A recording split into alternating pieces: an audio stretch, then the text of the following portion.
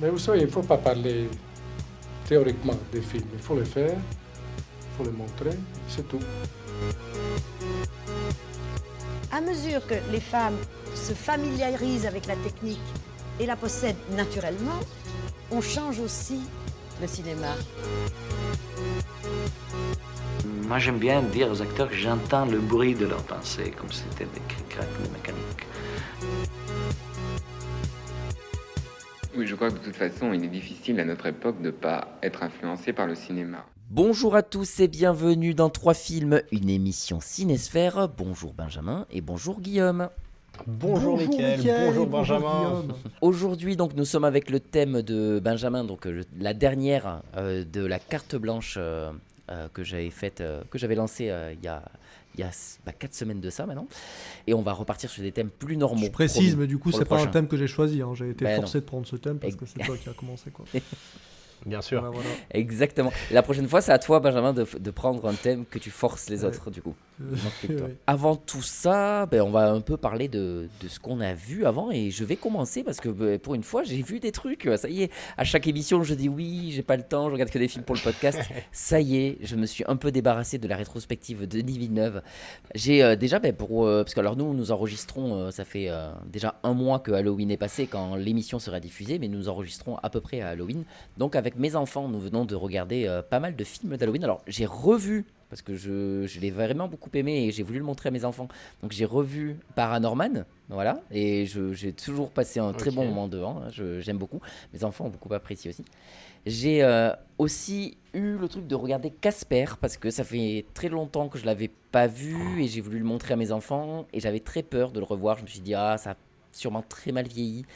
Et je pense que je suis trop adulte maintenant pour ce film. Et en fait, non, franchement, ça va, c'est un très bon film. Et je m'attendais vraiment à déchanter et pas du tout. Je trouve que c'est... Alors, bien sûr, il y a des gags un peu potaches pour les gosses et tout. Tout ce qui est message sur le deuil et tout, il est quand même vachement bien. Et le fait que Casper lui-même ne se souvienne pas de quand il était humain et vivant et tout. Enfin, voilà, il y a des messages un peu profonds qui sont vraiment pas mal. Et ça fait du bien, je trouve, à voir ce genre de choses. On a regardé L'étrange Joël, le Monsieur Jack, mais on le connaît par cœur parce que mes enfants adorent ce film. Et donc, ça fait la 5e ou 6e fois qu'ils le voient depuis.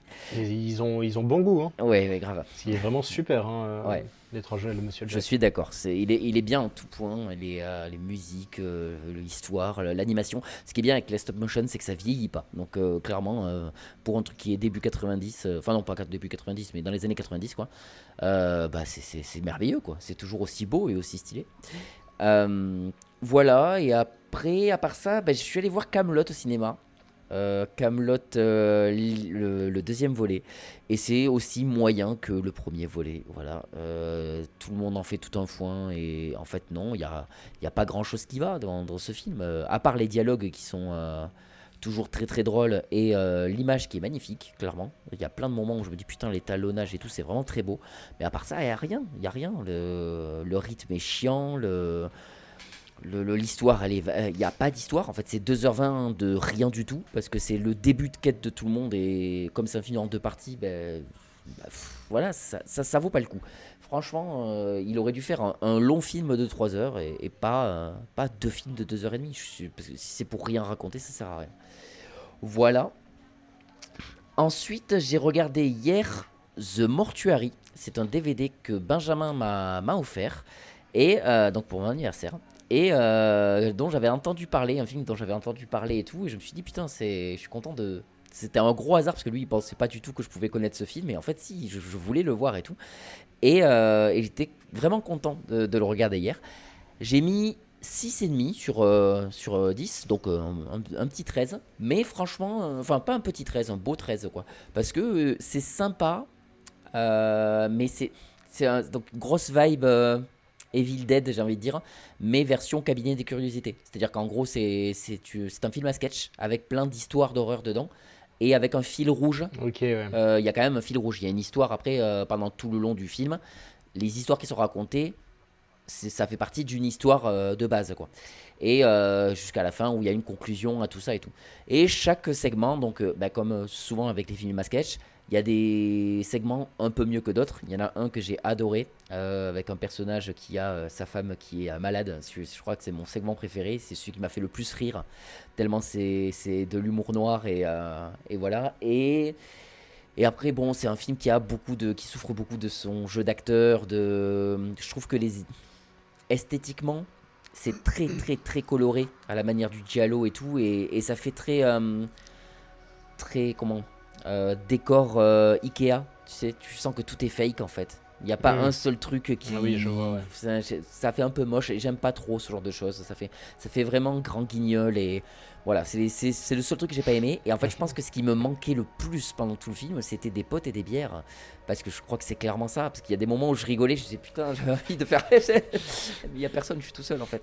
Et donc, c'était un peu triste parce que ouais, il y avait plein de moments où je me suis dit, ça c'est clairement ça. C'est le genre de film que tu regardes à Halloween avec tes copains. Ah bah moi c'est le contraire un peu là, tu as pris ma place et c'est moi qui ai pas vu grand chose parce que maintenant j'ai un métier, je trouve moins d'autant forcément et surtout que j'ai fait autre chose, c'est que j'ai ressorti ma manette pour rejouer un peu à la Play, donc j'ai pas la Play 5 mais j'avais des trucs à finir sur la Play 4 et j'avais des jeux sur la Play 4 que je devais acheter parce que je sais je me suis dit ça sert à rien d'acheter une Play 5 alors que j'y jouerai pas beaucoup, autant voir tout ce dont la Play 4 regorge de bons jeux, donc autant en profiter. Et j'ai même la Play 3 dans mon salon et du coup j'ai ressorti là par exemple, j'ai joué cet après-midi à Deus Ex Human Revolution, voilà, qui est un jeu qui est sorti sur Play 3 à l'époque et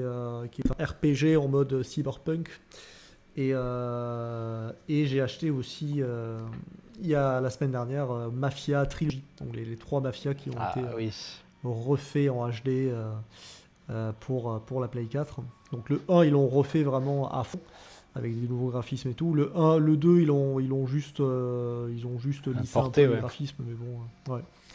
Et bon, le 3 il est sorti sur la Play 4, donc ils l'ont ressorti tel quel. Mais voilà, du coup j'avais donc joué à la démo la semaine dernière du 3, donc ça m'avait bien emballé et là j'ai commencé le 1 aussi il y a quelques jours. Et je suis à fond dedans, mais sans trop d'étonnement parce que ça reprend tous les codes de GTA, mais vraiment beaucoup. Il y a même les étoiles et tout de GTA. Enfin, c'est vraiment quand on dit un GTA-like, c'est vraiment le cas, quoi.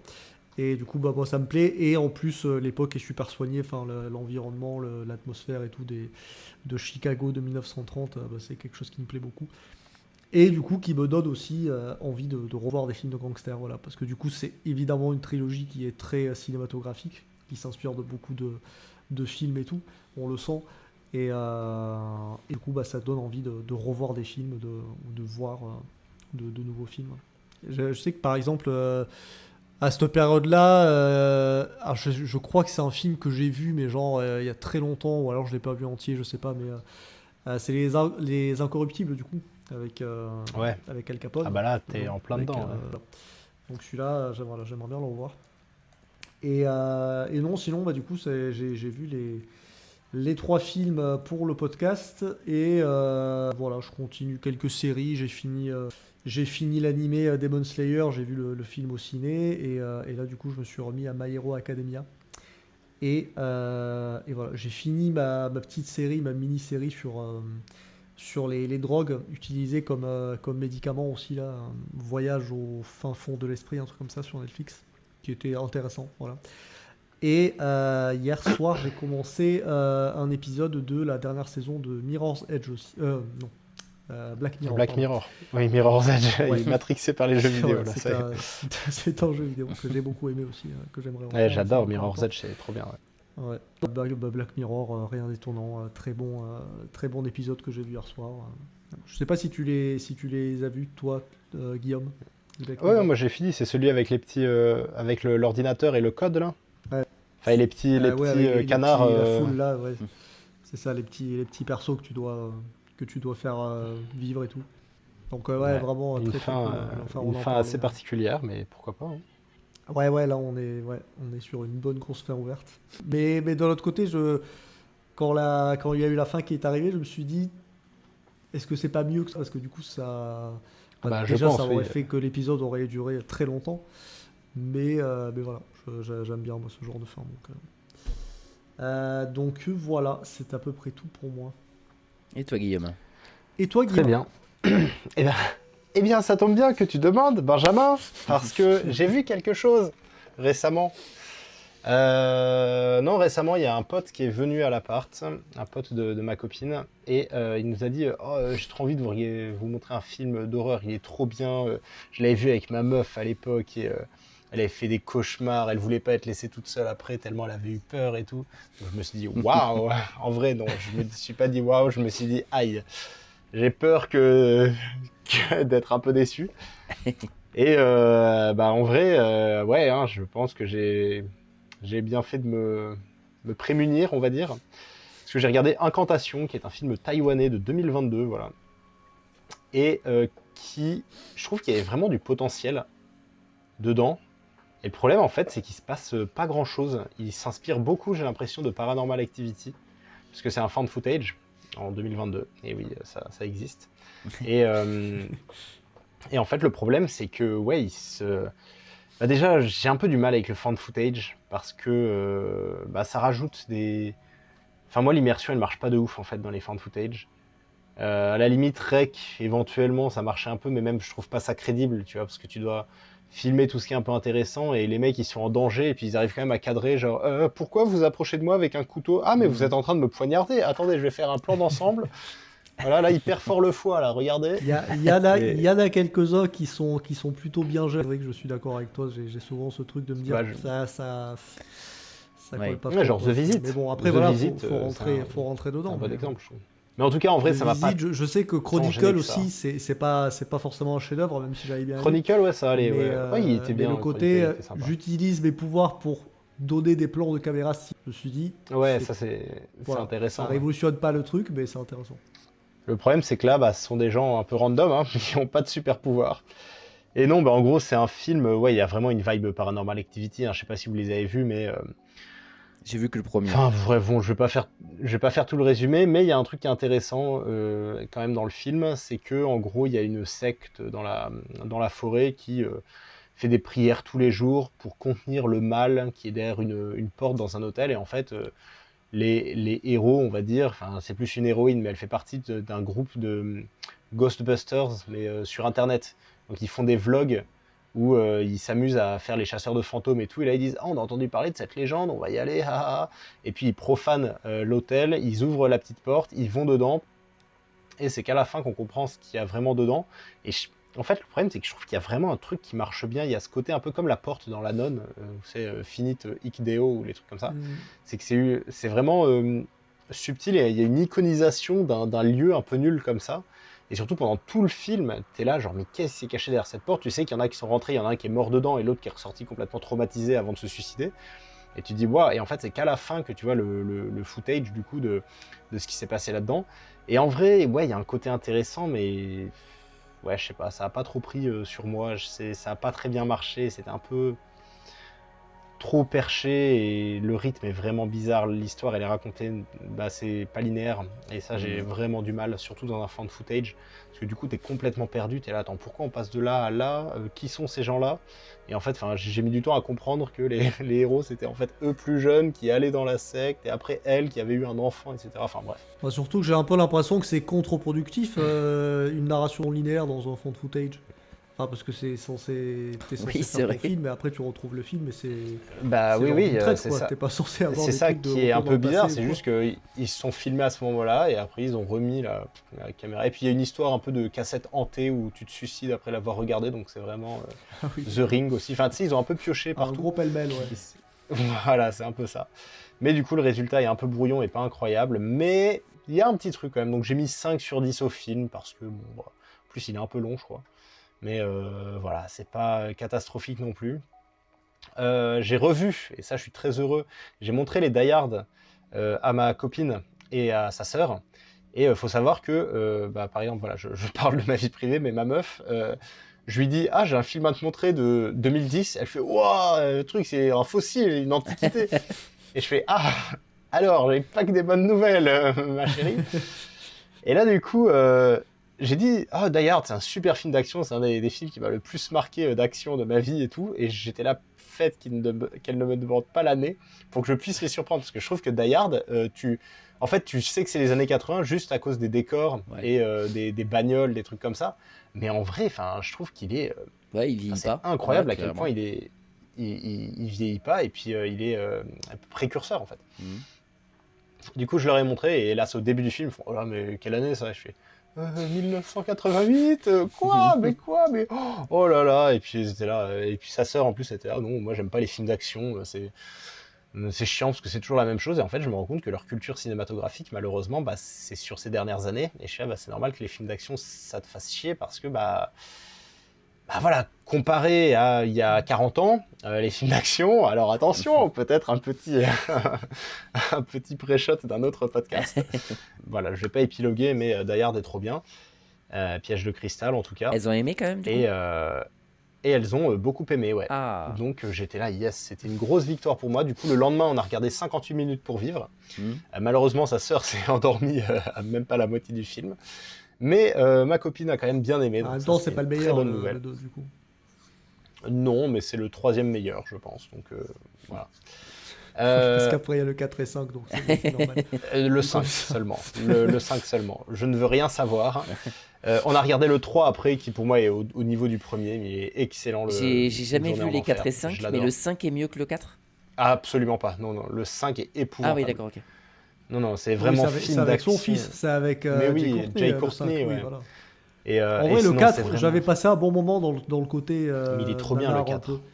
Mais oui, il est trop bien, le 4. C'est un giga film d'action sous adrénaline, avec des cascades qui sont incroyables. Je suis désolé, mais vous venez de flinguer un hélicoptère avec une bagnole. J'avais plus de balles. T'es là, waouh. C'est quand même magnifique. Et moi, j'adore. Et en plus, c'est l'époque années 2000, c'est l'époque Transformers un peu. C'est 2008, je crois, le 4. Et donc Bruce Willis chauve qui faisait encore des bons gros films d'action. Et non, franchement, le 4, il est moins... Pour moi, il est au même niveau que le 2. C'est simple, j'ai mis 9 au 1 et au 3. J'ai mis 8 au 2 et au 4. Et j'ai mis 3 au 5, je crois. Mais parce que le 5, c'est vraiment film d'action random, nul et chiant, vraiment. Le film de trop, clairement. Et sinon, donc j'ai regardé des films pour le podcast. J'ai montré La Grande Vadrouille aussi à ma copine. Voilà, je suis désolé, mais je suis obligé de m'ouvrir parce que c'est via elle que je regarde les films. Donc j'ai montré La Grande Vadrouille, elle a beaucoup aimé. Donc sous-titré en anglais, c'est ça Ouais, okay. ouais. Notamment parce que son père est un fan de Louis de Funès. Ah ouais. Elle n'avait jamais vu de film de Louis de Funès. Oui, donc c'est génial. Dès que je suis arrivé chez lui, donc je suis tombé sur un gros roumain moustachu qui me fait genre... Louis Dauphuné. Mais c'est bien, parce que oui, tu es en train de me raconter quelque chose. C'est vrai que je me suis jamais posé la question de à quel point ça s'est exporté à l'étranger. Et comme quoi... Avec la Roumanie, c'est différent, parce que oui, ma copine est roumaine. Avec la Roumanie, c'est différent, parce que le français, c'est leur deuxième langue, en fait. Ah oui, ok. Genre leur LV2 qu'ils apprennent à l'école, c'est le français, voire même leur LV1. Et pendant longtemps... ils prenaient beaucoup exemple sur Paris, Bucarest, c'est la petite Paris, c'est le surnom de la ville, surtout avant que les communistes foutent la merde. Mais ouais, et ils ont énormément d'affection, on va dire, pour la France.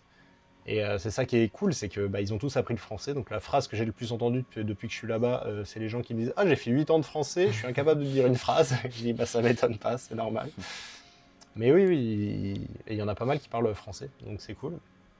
Donc voilà, elle a bien aimé La Grande Vadrouille, qui est évidemment un chef-d'œuvre du cinéma français. Et après, elle m'a montré... Louis de Funès, c'est un peu notre Bruce Willis à nous, quoi. Donc c'est un peu le Bruce Willis français. C'est vrai. S'ils aiment bien Bruce Willis, c'est normal qu'ils aiment de Funès. Ouais, bien sûr. C'est exactement... c'est deux chauves qui jouent dans des films, donc qu'est-ce que je te dis voilà. Et elle m'a montré une série roumaine des années 70.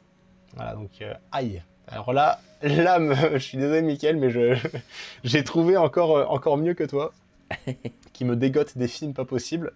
Ah voilà, une série roumaine de 1973 qui s'appelle Pistruiatul. Donc le garçon aux taches de rousseur, en gros, le tache de rousseret, on va dire, voilà, je sais pas comment dire, le roux, si tu veux, plus simplement. Et c'est une série de 10 épisodes de 30 minutes chacun qui se passe pendant la Seconde Guerre mondiale. Et franchement, bah, c'était vraiment trop bien. J'ai mis 7 sur 10 au truc. Alors ça a un peu vieilli, mais je dirais pas que ça a mal vieilli parce que en fait, c'est une sorte de... C'est un gamin super malin qui, dans le premier épisode, il est en train de jouer avec ses copains. Il y a un prisonnier politique, parce que c'était l'Allemagne, la Roumanie nazie, qui était... c'était les nazis qui étaient au pouvoir, donc les collabos et compagnie. Il y a un prisonnier politique qui s'échappe d'un fourgon blindé, voilà, et le gosse le voit, il le voit se cacher dans une fabrique abandonnée, et après il y a les flics qui arrivent, est-ce que tu as vu? Donc lui il dit au flic, bah oui bien sûr, sauf que le flic il se comporte super mal avec lui, il lui met une claque et tout comme ça, et du coup le flic il lui dit, allez montre-moi où il s'est caché, montre-moi, il fait, mais je sais pas s'il est là, tout ça, et en fait le gosse, rien que pour ça, il va dire, bah non, va te faire foutre, il va tomber nez à nez avec le gars, en regardant dans un endroit, avec le prisonnier, et il va dire, non, il y a rien ici, et après en fait petit à petit il va se rapprocher de ce prisonnier, il va lui dire, ah mais je vais te cacher dans mon grenier, etc., blablabla. Et en fait, c'est un gosse qui a des gigaballs. Et c'est ça qui est trop bien, c'est qu'il est super malin. Et il joue vraiment bien. Et du coup, il y a plein de moments où tu as des nazis qui viennent lui parler. Il fait, ah mais non, pas du tout. Et il invente une histoire sortie de nulle part. Et vraiment, il gaslight absolument tout le monde. Mais c'est trop drôle. Et puis à la fin, c'est carrément, il va foutre le feu à des voitures, il va foutre de la dynamite sous un tank. Enfin, c'est un truc de fou. Mais c'est assez réaliste et c'est vraiment très divertissant. Il y a un côté assez rigolo parce qu'en plus, c'est les années genre 40, tu vois. Donc à un moment, il sort de chez les flics et t'as une dame qui est dehors et qui fait, pourquoi, qu'est-ce qu'ils t'ont demandé, pourquoi ils t'ont interrogé? Et ils ont fait, ils m'ont demandé ce que je pensais de vous. Et puis il se barre en courant, tu vois. Elle fait, oh, garnement, tu vois. Donc voilà, c'est des petits trucs comme ça, mais qui moi me font vraiment rire, parce qu'il a une répartie de fou, en fait, le gosse, et c'est ça qui est trop bien, il a des balls en titane. Et du coup, c'était bien sympa. Voilà, j'ai terminé, c'était mes petits visionnages du moment, avec évidemment les 3 films du podcast. Et bien justement, nous allons maintenant passer aux 3 films du podcast. Est-ce que Benjamin, tu veux qu'on continue à jouer au jeu du film que tu as le moins aimé ou en tout cas... Commençons par, on va dire le plus vieux. Le plus vieux, donc Casino. Allez, pourquoi tu as choisi Casino? Alors déjà parce que je l'ai en Blu-ray, ça m'évitait de le chercher sur les plateformes ou quoi.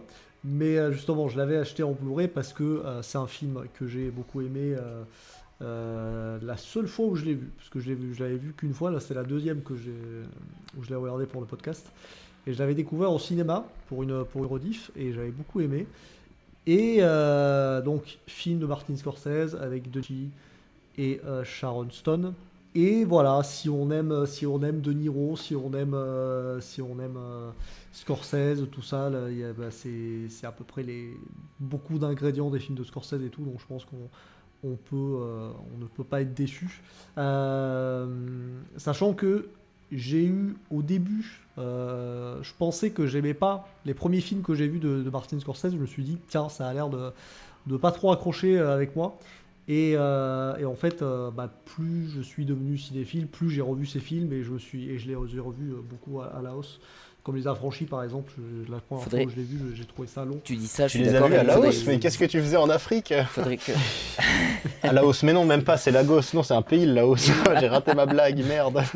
Qu'est-ce que tu faisais en Asie? Yes. Je me suis dit, mais c'est Laos, ouais, ça me Non, c'est Lagos. Ça me paraît pas en Moi, Afrique. faudrait que- Je suis très très nul en Avec ce que géographie. tu dis et le fait de Allez. devenir cinéphile et de revoir des films de Scorsese, il faudrait que je revoie Taxi Driver, que j'avais pas des masses appréciées. Et il faudrait que je le revoie, il y a moyen alors que je celui-là, pour le l'apprécie coup, un peu c'est pas mon plus. préféré, hein, c'est vrai que ouais, Il est un je peu l'ai revu vieilli, il y a ouais. pas si longtemps que ça. Ouais, je l'ai un peu plus apprécié qu'à la première fois. Mais voilà, je l'ai fini en me disant ouais bon, c'est pas non plus celui que j'aime le plus. Il y en a un que j'aimerais revoir, c'est les nerfs à vif avec Avec De avec Niro. De Niro du coup. Tous les films, c'est avec De Niro. On va arrêter de préciser. Ouais, non, j'avais bien aimé celui-là, pareil, je l'avais vu au cinéma et je serais curieux de le revoir. Mais ce n'est pas le sujet, donc Casino, c'est donc une histoire vraie, comme aussi pas mal de films de gangsters de Scorsese, parce qu'il s'inspire des histoires de gangsters vraies, de manière vrais générale, gangsters et tout, voilà. Et donc là, ça mêle film de gangsters et film de casino. Donc c'est en gros De Niro qui est gérant d'un casino et en fait tout ce qui gravite autour en termes d'argent sale, parce que c'est beaucoup lié à la pègre et tout.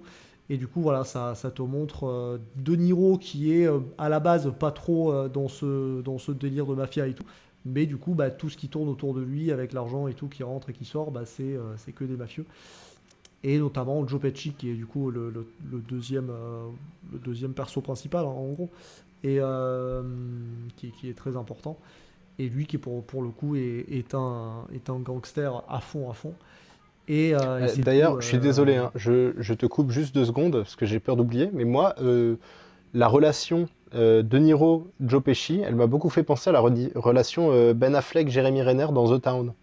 Oui, Voilà. c'est vrai. Où il y en a un qui Tu as essaie de raison. s'en sortir. Alors je m'étais pas fait la Il y en a un qui réflexion, essaie de mais s'en complètement. sortir, Ouais. d'être un peu propre et tout, d'avoir un bon boulot, une bonne situation, et l'autre qui le tire vers le bas, jusqu'à ce que la fin, ça pète, et puis c'est un peu la Et merde. c'est vrai que maintenant que tu le dis, même au niveau du comportement, il y a un délire de Robert De Niro qui est très calme et très posé et tout, très réfléchi. Ouais, mais c'est Avec ça. Joe Pesci Et qui est l'autre, complètement énervé, taré et très Il dit, nerveux. ouais, Et tu je pense que renies c'est tes pareil avec origines, Jeremy Renner, tu oublies comment on était à l'argent, ça t'a rendu snob, blablabla, enfin, le genre de Ouais, c'est beau vrai, connard, quoi. Et non, alors du coup, j'ai toujours, voilà, j'ai passé un bon moment. Alors c'est un film long, il fait 3 heures ou 2h30, je sais plus. Et 3 heures. 3 heures, ouais. Voilà. Donc, Tu sens les deux vénères, là. 3 heures, Benjamin, 3 heures de ma vie. mais ça va, je les ai pas non plus trop sentis passer. Sachant que voilà, c'était un revisionnage, donc il y avait pas le côté découverte. Et je sais que quand je l'ai vu la première fois au cinéma, j'ai pas senti les 3 heures du tout. Là, voilà, un peu plus peut-être. Mais, Quand tu l'as vu au cinéma ? Ouais, mais pas quand il est sorti, hein, c'était une rediff. Bah oui, parce que t'avais 4 ans, donc... Oui, non. Oui, moi, 3 ans, je suis allé les voir au Rabbits, c'est cinéma. pareil, je l'ai vu au cinéma, mais c'était pas quand il est sorti, quoi. Donc ouais, non, je sais pas forcément trop quoi rajouter, donc je vais peut-être réagir à ce que vous dites. Mais, T'as une note ? mais voilà, il y a tous les ingrédients qui font que j'aime bien. Sur un gros 7, bon, un 8, je pense on peut partir sur un 8. Voilà, donc Pour ma part, Oui. je sais que tu devais te souvenir que j'avais pris une grosse claque quand j'avais vu Les Affranchis, pareil au cinéma. Je l'avais vu, j'avais mis un 10 sur 10 à l'époque. Mais faudrait que je le revoie. Je sais pas si je le reverrai pas un peu à la baisse, mais c'était surtout parce que c'était nouveau pour moi de voir ce genre de film. J'avais jamais vu de film de gangster, ou quasiment pas. Je croyais que j'aimerais pas ça et tout. Et j'ai pris une grosse claque parce que j'avais adoré ça et tout. Et Après, Les Affranchis, c'est un des meilleurs. Hein.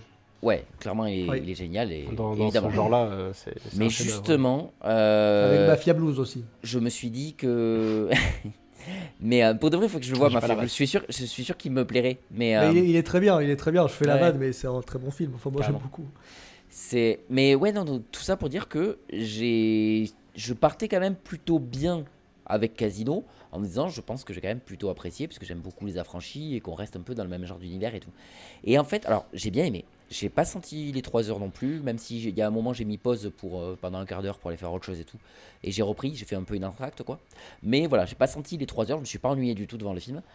Le seul défaut, c'est pas vraiment un défaut, mais le problème que j'ai avec le film, c'est que j'ai l'impression d'avoir revu Les Affranchis, mais dans un casino. Et le côté, la narration est exactement la même. Le côté un peu, alors Rise and Fall, j'ai envie de dire, mais avec le mec qui finalement finit, il y en a un qui finit mal, l'autre qui finit bien. Oui, si, c'est clairement un Rise and Fall. Ouais, hein. mais pas vraiment pour De Niro. De Niro, lui, il est pas vraiment dans un Rise and Fall. Lui, il est toujours ambigu, mais en fait, finalement, il va rester droit tout le long du film, tu vois. Donc, Ouais. mais voilà. Et Je donc, vois le ce que truc, tu veux c'est que mais c'est surtout la narration, le côté voix off, qui m'a beaucoup fait penser aux Affranchis. C'est exactement pareil, avec des voix off tout le long. Et heureusement, il se calme un peu au bout d'un moment dans le film parce que ça a fini par me saouler en fait.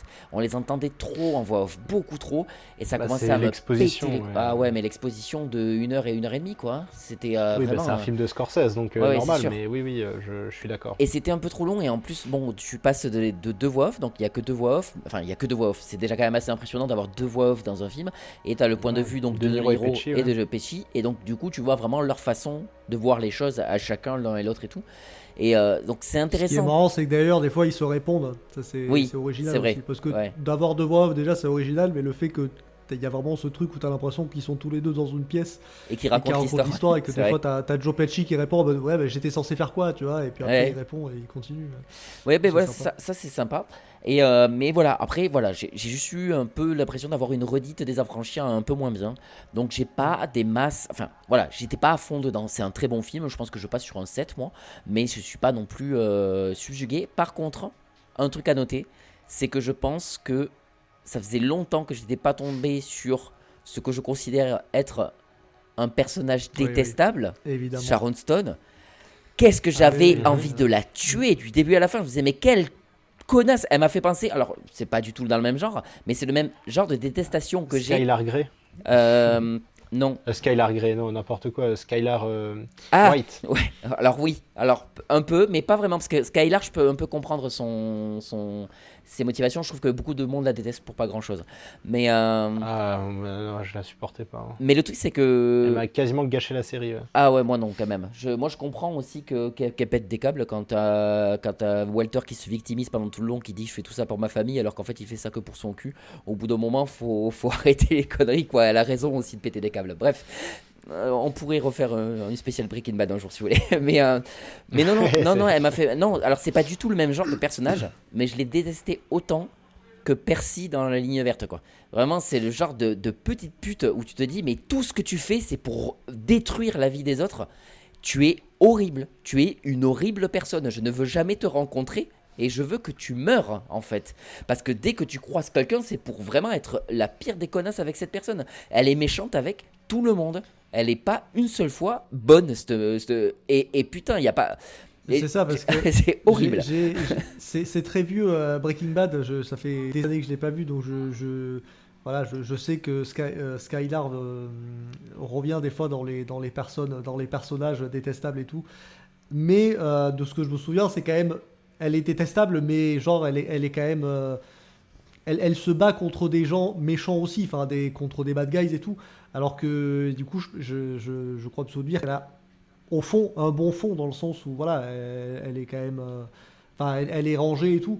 Mais elle, c'est vrai que c'est vraiment tous les clichés de la personne, du déchet en fait. C'est vraiment, elle est toxico, elle est droguée, elle est alcoolique, elle enferme sa gosse, elle l'attache au lit et tout. Enfin, mais oui, elle c'est profite ça. de tout.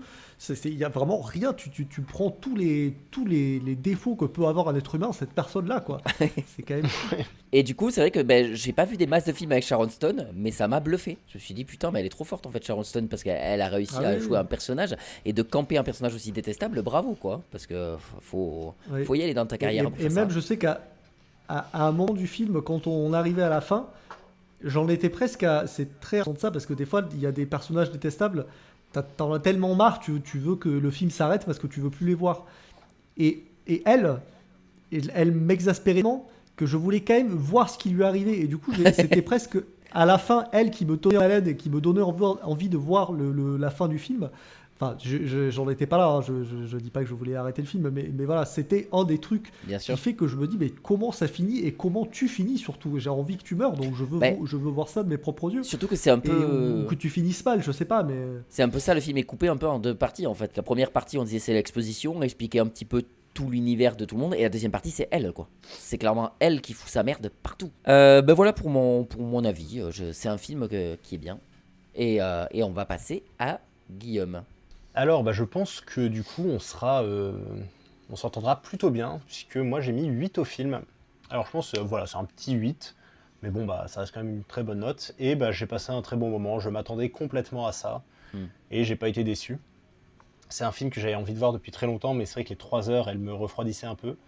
Alors c'est pas mon meilleur De Niro de 95, vu qu'il y a Hit qui est sorti cette année-là aussi. Mais j'avoue que c'est... En fait, moi, ça m'a vraiment fait plaisir de voir De Niro dans ce rôle-là, en fait. Parce que De Niro, c'est toujours un peu genre... tu veux qu'on se batte, je vais te tuer, je vais t'apprendre le respect, garçon, etc. Et moi, ça m'a vraiment fait plaisir de le voir dans un rôle, en fait, de good guy, en fait. C'est le gars gentil, qui, lui, veut être paisible, tranquille, qui veut pas trop, qui veut un peu fuir ce côté-là, qui est en même temps un homme assez ferme, tu vois, un homme de poigne. mais je le trouve vraiment légitime pendant tout le film, et même la façon dont il traite Sharon Stone, qui est évidemment, c'est le pire personnage du film, avec Joe Pesci. Moi, j'ai énormément de mal avec ces personnages-là. Oui, bien sûr, mais... qui tirent les autres vers le bas, je sais pas, c'est comme Jeremy Renner dans The Town, moi c'est mon Joe Pesci cauchemar, était déjà un petit peu comme ça dans Les Affranchis, donc c'est vrai qu'on était, on est sur un mec pas bon du tout, tu vois, mais il y a ce côté gangster. Un peu le fou de la bande, tu vois. Ouais, c'est vrai, mais il y a ce côté gangster qui fait que j'y arrive à l'accepter un petit peu plus, tu vois.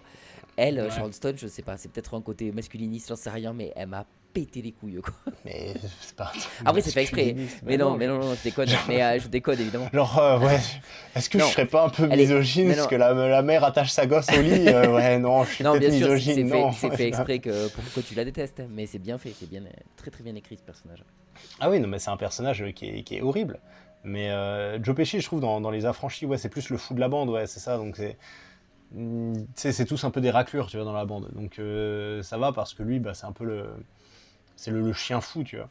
Mais surtout, ce qui est très drôle, c'est de me dire que le mec jouait dans L'Arme Fatale en parallèle des Affranchis et tout, et quand Léo Getz dans les... Moi j'ai connu, alors comme beaucoup de monde, mais c'est vrai que j'avais connu Joe Pesci dans L'Arme Fatale, comme beaucoup de gens de notre époque. Oui. Et c'est vrai que, alors en plus en VF, avec le ok, et vraiment, enfin il le fait aussi en VO, mais c'est vrai qu'en VF il a une voix très particulière.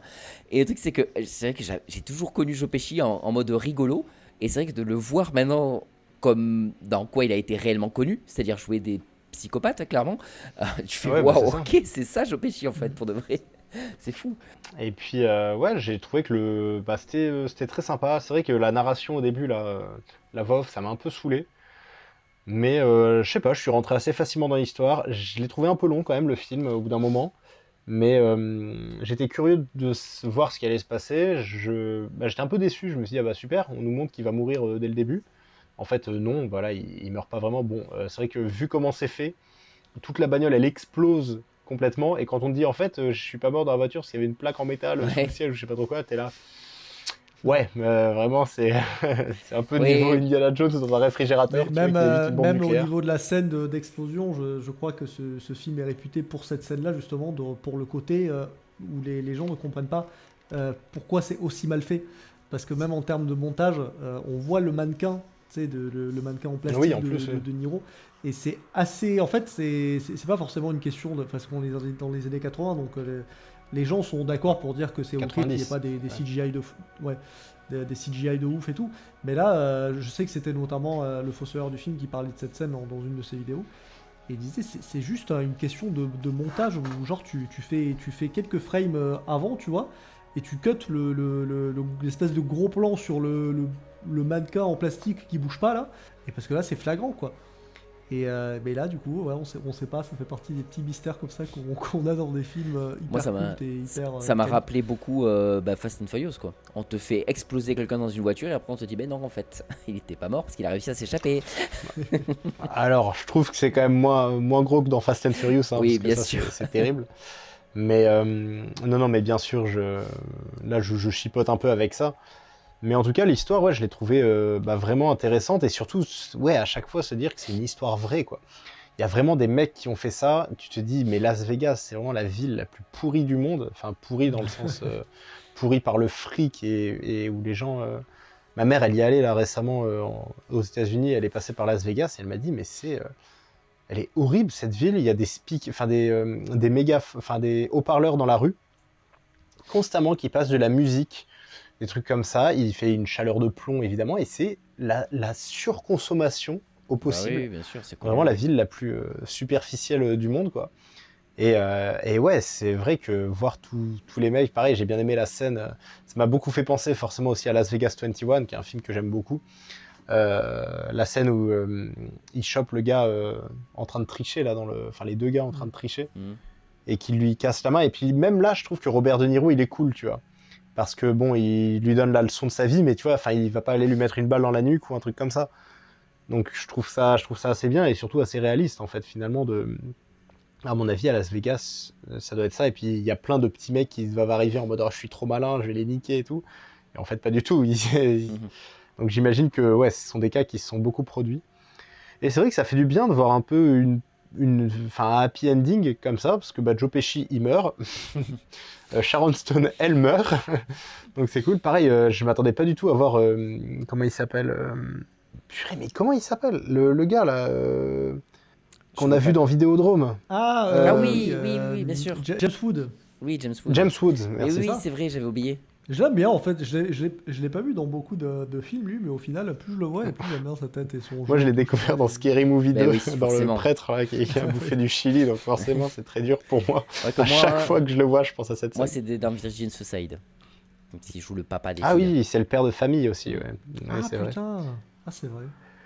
Mais en tout cas, ouais, enfin, Sharon Stone, elle m'a vraiment sorti du film et je me suis dit, putain, mais Robert De Niro, il est très cool. C'est-à-dire qu'elle essaye de le tuer, hein, quand même. Elle appelle quelqu'un pour dire, je veux le tuer par tous les moyens, je vous donne de l'argent. Et le gars, il fait, allez, sors de chez moi. T'es là, mais ouais, je te dis pas de la tuer ou quoi, mais genre, tu t'expliques avec elle, tu fais non, enfin, je sais pas, il y a quand même une envie de meurtre d'un côté, enfin, c'est un truc de fou. Et ouais, c'est vrai que les Rise and Fall, d'habitude, j'ai un peu du mal, mais là, je trouve que ça Rise and Fall, mais pour les bonnes personnes, tu vois. C'est vrai que Ouais, Robert ça. De Niro, ça se passe pas très bien, mais au final, il s'en sort. Je sais même plus, à la fin, il fait quoi? Il bosse dans un bureau, non? Comme il bossait au début. Ouais, c'est c'est ça. ça. Il revient un peu Dans une banque ou un truc il comme revient ça. à ses premiers trucs en fait. Et j'ai trouvé ça bien, genre vraiment, le mec, pendant 10-15 ans, il a vécu une vie, et en fait, il revient à sa petite vie tranquille, sans problème. Et tu sens qu'il aime vraiment sa gosse en plus, et ouais, que c'est un gars normal et plutôt équilibré finalement. Surtout comparé à sa femme, hein, qui est assez folle, mais bon, c'est le cliché de la femme un peu trop fait, tu sais, dès que t'as de l'argent, tu te dis, ah, je veux cette femme et tout, sauf que, elle, pour le coup, là où dans Les Affranchis, tu te dis, ah, la pauvre femme, tu sais, la meuf, la femme de Ray Liotta dans Les Affranchis, tu te dis, ah, la pauvre. Et là, tu te dis, Voilà, ah non, ouais, le c'est pauvre. un peu l'inverse C'est- pour le coup c'est là. terrible. C'est vrai qu'il y a beaucoup. Je rejoins Mick sur le fait qu'il y a énormément évidemment de points communs sur les deux films. Mais c'est vrai que là Ah pour oui, les femmes, énormément, oui. c'est vraiment presque l'opposé parce que dans Les Affranchis, c'est la grosse victime en gros la femme parce qu'elle subit pendant tout le film plus ou moins tout ce côté-là de mafia et tout alors qu'elle n'a pas trop choisi. Et en fait, dans le casino, c'est genre toutes les emmerdes qu'il y a dans le film, c'est limite de sa faute à elle, quoi. Enfin, pas tous, mais on n'est pas loin. Enfin bon, en tout cas, j'ai Là- passé un assez bon moment. Et voilà, ouais, je trouve, enfin, c'était un bon film, je suis content, je suis pas déçu, c'est ce à quoi je m'attendais. C'est vrai que, bon, après Les Affranchis, bon, ça fait pas le poids, mais ça reste quand même un très bon film, un très bon divertissement aussi. Et c'est sympa, les films de Scorsese, quand ça raconte une histoire comme ça, je trouve ça cool. Donc, Après, c'est vrai que le côté, c'est un film de Scorsese, comme Les Affranchis. Il y a Robert De Niro et Joe Pesci, comme Les Affranchis. Il y a une narration, enfin, il y a une voix off comme Les Affranchis. Et c'est vrai qu'il y a beaucoup de trucs comme ça où tu fais ça, voilà. C'est vrai que c'est tout bête, mais le côté même réalisateur et les mêmes acteurs, déjà, tu as ce côté un peu Reddit. ouais. En fait, des fois, j'avais un peu le. Ça m'a fait l'effet Tim Burton, moi. C'est ce que je me suis dit. Je me suis dit, j'ai Ouais. l'impression de voir un peu le même film à chaque fois, quoi. C'est les mêmes acteurs, même esthétique, C'est- même façon de raconter. Mhm. Tu fais, ouais, bon, on a compris. Mais bon, ça va. pour C'est la moi, première fois que je me ça, fais en ça fait, ça passe. avec Scorsese, quoi. Je veux Ouais, dire, je c'est pas reçois tous ces je films rejoins un comme peu ça, ça je rejoins un peu ça à la musique, tu vois, genre AC/DC par exemple, voilà, ils ont Ouais. toujours fait la même chose, Ouais. mais parce qu'ils étaient bons à ça, et c'est pour Oui, ça que bien tu sûr. écoutes du AC/DC, parce que tu sais à quoi Oui, t'attendre. oui, bien sûr. Ou carrément. Hugo TSR, Hugo TSR, mon rappeur préféré encore une fois, c'est exactement la même chose. Oui, c'est toujours la même chose, mais il a master le truc, donc forcément c'est Ah non, mais carrément. très maîtrisé de bout en bout, et c'est pour ça. C'est Oui, pour oui, ça bien que sûr. j'étais content de le voir, Après, même s'il est moins bien que Les après, Affranchis, oui, ça reste un très bon moment, quoi, et un très bon film. on a mis tous les trois une bonne note, donc c'est vrai que Oui. on le souligne, mais sans forcément que ce soit un gros défaut, quoi. Mais c'est vrai que c'est marrant, évidemment, de comparer les deux films. En plus, c'est la même époque et tout. Donc, Ok, on va Ouais. maintenant passer au second film. Donc on continue à traverser les années et donc on passe à Night Call. c'est parti. Night Call, donc, avec film avec Jake Gyllenhaal de 2000. 14. Il est des années 2014, voilà. Le réal, c'est, je vous le dis de suite, Dan Gilroy, Dan Gilroy, qui a fait, je ne sais pas quoi d'autre comme film, mais moi non plus. voilà. Magnifique présentation. Donc, C'est Night Call- super, allez, 6 sur 20. Night Call, c'est un film que je dis à Thomas qui a participé à un épisode de Cinesphère sur les C'est scénarios vrai. notamment. Voilà. Et c'est lui qui m'avait conseillé ce film parce qu'il avait vu avant moi. Il m'avait dit, bon, regarde-le, il est sympa. Et effectivement, je n'avais avant lui jamais entendu parler de ce film. Et c'est vrai que voilà, il y en a quelques-uns comme ça que Thomas m'a conseillé et que des fois je revois passer ou quoi. Et je me dis, mais c'est vrai qu'il il est de bons conseils en général. Et je trouve que ouais, c'est un film en fait où l'histoire, c'est un gars qui qui a une vie un peu minable, qui vit un peu alors, soit de petits boulots à la con, soit surtout de trucs qui volent et qui revend après. Donc c'est surtout c'est surtout comme ça qu'on le présente au début du film. Et en fait, on sent qu'il n'est pas tout seul dans sa tête et qu'il a quelques problèmes psychologiques, enfin des trucs un peu bancal au niveau social et tout, avec le niveau communication et tout. Tu sens que c'est pas très clair. Et un jour, il trouve le filon de se dire qu'il y a peut-être du fric à se faire. En filmant les scènes d'accident et en les vendant en fait à des chaînes télé. Donc c'est un métier qui existe, hein. C'est sans forcément que ce soit des vrais journalistes ou des vrais reporters ou des vrais caméramans ou quoi. C'est des gars voilà, qui développent un peu leur business comme ça en traquant un peu les moindres trucs qui pourraient passer éventuellement aux infos. Et donc ils vont sur les scènes comme ça, ils filment et après ils revendent ça aux chaînes. Bah, c'est là Et que déjà, le je trouve titre. Désolé, juste je te coupe vite fait, mais c'est Ouais. là que je trouve le titre intéressant en version originale, c'est que c'est Nightcrawler en Oui, anglais, c'est ça. Oui. le titre, Nightcall, et ils l'ont traduit par Nightcall parce que ça parle plus au français, mais ça n'a rien à voir parce que Nightcrawler, en fait, c'est le nom de ce genre de boulot où les mecs sont des Nightcrawlers et ils vont la nuit filmer des accidents horribles, ils essaient d'être les premiers sur les lieux pour prendre des images et les revendre à des chaînes de télé après, quoi. C'est pas, Donc, C'est c'est pas pigiste? Un truc comme ça? On dit pas un pigiste en français? bah non, pigiste, je crois que c'est Pas celui ça qui rédige, non? C'est pas ça? Peut-être. Je crois que pigiste, c'est celui qui rédige les articles. D'accord, ok. un truc comme ça. Bon, je pensais, ouais. Je Ça, croyais, c'est pour les- je croyais c'est que pour dans les le. jeux vidéo, non, je c'est croyais- c'est pour limiter l'âge. Qu'est-ce qu'on rigole. Et le truc qui vole, les pigistes, non, c'est pas ça. Mais donc voilà, ça c'est la base de l'histoire, mais vu que Jake Gyllenhaal joue quelqu'un de très déséquilibré, bah, ça part très vite à des trucs très morbides où il se découvre une passion pour ce job, mais surtout ce qui le passionne le plus, on sent que c'est le côté très glauque du job. Donc voilà, il se retrouve à être sur les lieux d'un exemple avant les flics. Et tu le vois en train de filmer des cadavres genre fraîchement tués de quelques minutes et tu sens que presque il prend du plaisir à ça et tout. Et voilà, du coup il y a plein de péripéties dans le film qui font que plus ça va, plus tu te dis mais ce mec est carrément taré complètement. Et voilà, il y a une histoire aussi de complicité avec une journaliste aussi qui travaille à une chaîne télé et c'est sa principale associée en gros, puisque c'est elle qui le paye le plus possible pour ses vidéos et tout. Donc voilà, il y a une histoire un peu ambiguë aussi entre deux. Mais là c'est pareil, elle d'un côté, elle Le représente chantage, ouais, surtout. Ouais, oui, parce que en plus d'être glauque comme monsieur vis-à-vis des crimes et tout, c'est quelqu'un qui n'a aucun scrupule à faire du chantage à une meuf en lui disant voilà, on continue à travailler ensemble, mais en gros on couche ensemble. Et donc ouais, même dans le rôle de l'actrice là, enfin de la reporter, de la journaliste, il y a ce côté où un peu comme dans Casino avec le personnage de Robert De Niro, elle est sur le papier, elle est dans les clous parce qu'elle est en règle et tout, donc genre c'est pas vraiment une meuf, une criminelle. Mais tu sens que dans ses pensées, dans sa façon de penser et tout, tu sens que bon, elle est un peu sur la limite aussi de bon. Et puis voilà, c'est encore un film sur les médias qui parle de la limite. Surtout, c'est un peu le thème du film, la limite de ce que tu peux montrer aux heures de grande écoute, sur le journal et tout, de 20h et tout. Et voilà, du coup, elle est constamment sur le truc du oui, mais on va montrer les trucs chocs pour que ça fasse le buzz. Et voilà. Ça m'a beaucoup fait penser au personnage de Live que nous avons Bah déjà oui, traité. évidemment. Mais c'est pour ça que j'avais pensé à ce film-là aussi quand j'ai proposé les films sur la télé. Quand j'ai donné ce thème-là, j'avais Nightcall en tête parce que du coup, oui, il y avait un peu ce délire-là. Donc voilà, moi c'est un film que j'aime bien, que pareil c'est la deuxième fois que je le voyais. Toujours comme d'habitude, c'est vrai que les premières fois où je vois le film, le côté découverte joue beaucoup sur moi, donc là c'est vrai que de le redécouvrir, j'étais un peu moins hypé. Mais je pense que c'est un bon set. Euh, peut-être qu'il y a une petite longueur où ça traîne un peu à la fin, je dirais peut-être.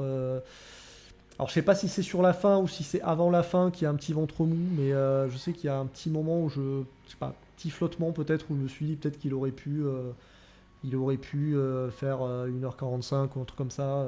Peut-être qu'il aurait pu on aurait pu avoir un quart d'heure en moins, je me dis ça aurait peut-être allégé quelques scènes qui sont un peu trop longues ou quoi. Ça, en fait, c'est le genre de film où, une fois que tu as le concept d'établi, qui se met en place et tout, en fait, il y a un moment où tout est mis en place et le film continue à se dérouler, mais sans qu'il se passe vraiment grand-chose en termes de rebondissement ou quoi. Et je crois que c'est dans ce genre de moment-là où je me disais, voilà, je ressentais un peu de longueur, entre guillemets, bien évidemment. Voilà, du coup, pareil, je vous laisse en parler et réagir à ce que vous dites. Donc, Guillaume, qu'en as-tu pensé ? Eh bien, figurez-vous que moi, j'ai passé un excellent moment devant ce film et je l'ai adoré, tout simplement. Je lui ai mis 9 sur 10. J'ai passé un moment vraiment excellent devant et j'étais vraiment à fond pour une seule et bonne raison, c'est le personnage principal. Je l'ai trouvé super intéressant. Et surtout, ce mec, en fait, c'est la définition du sociopathe. C'est vraiment, c'est, je pense, le héros qui représente le mieux la sociopathie, parce que il m'a beaucoup fait penser au Joker, mais le nouveau Joker, tu sais, de celui de, du film Joker, quoi.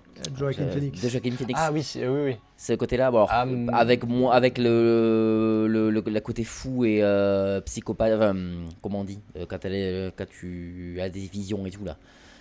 Je sais schizo, pas, avec le côté schizo en moins, quoi. Ah oui, mais pour ce côté un petit peu ultra malaisant, glauque et sociopathe, il m'a beaucoup fait penser à lui.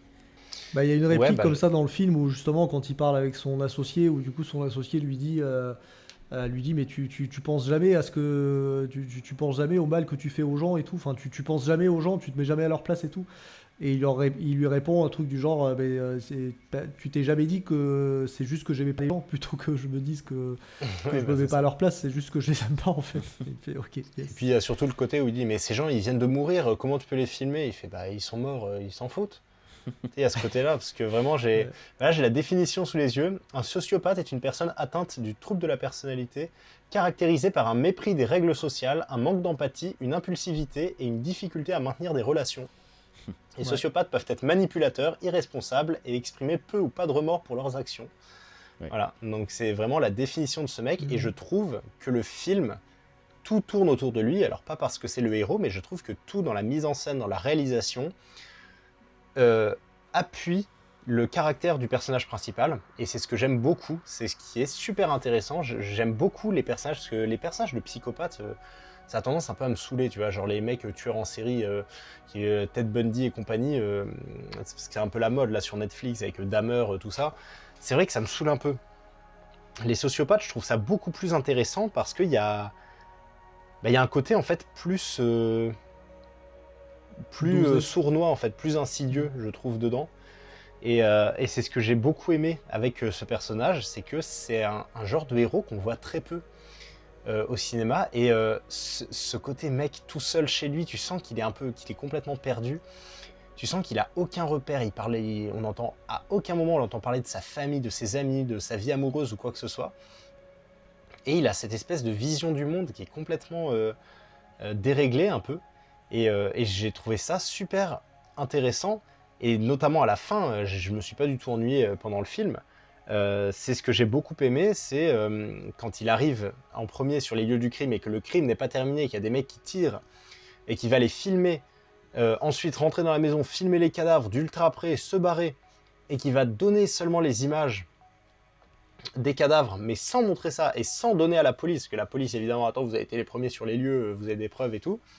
Il dit non, j'ai pas de preuves, alors qu'il a littéralement filmé les assassins, justement. Et la plaque d'immatriculation. Justement, ouais.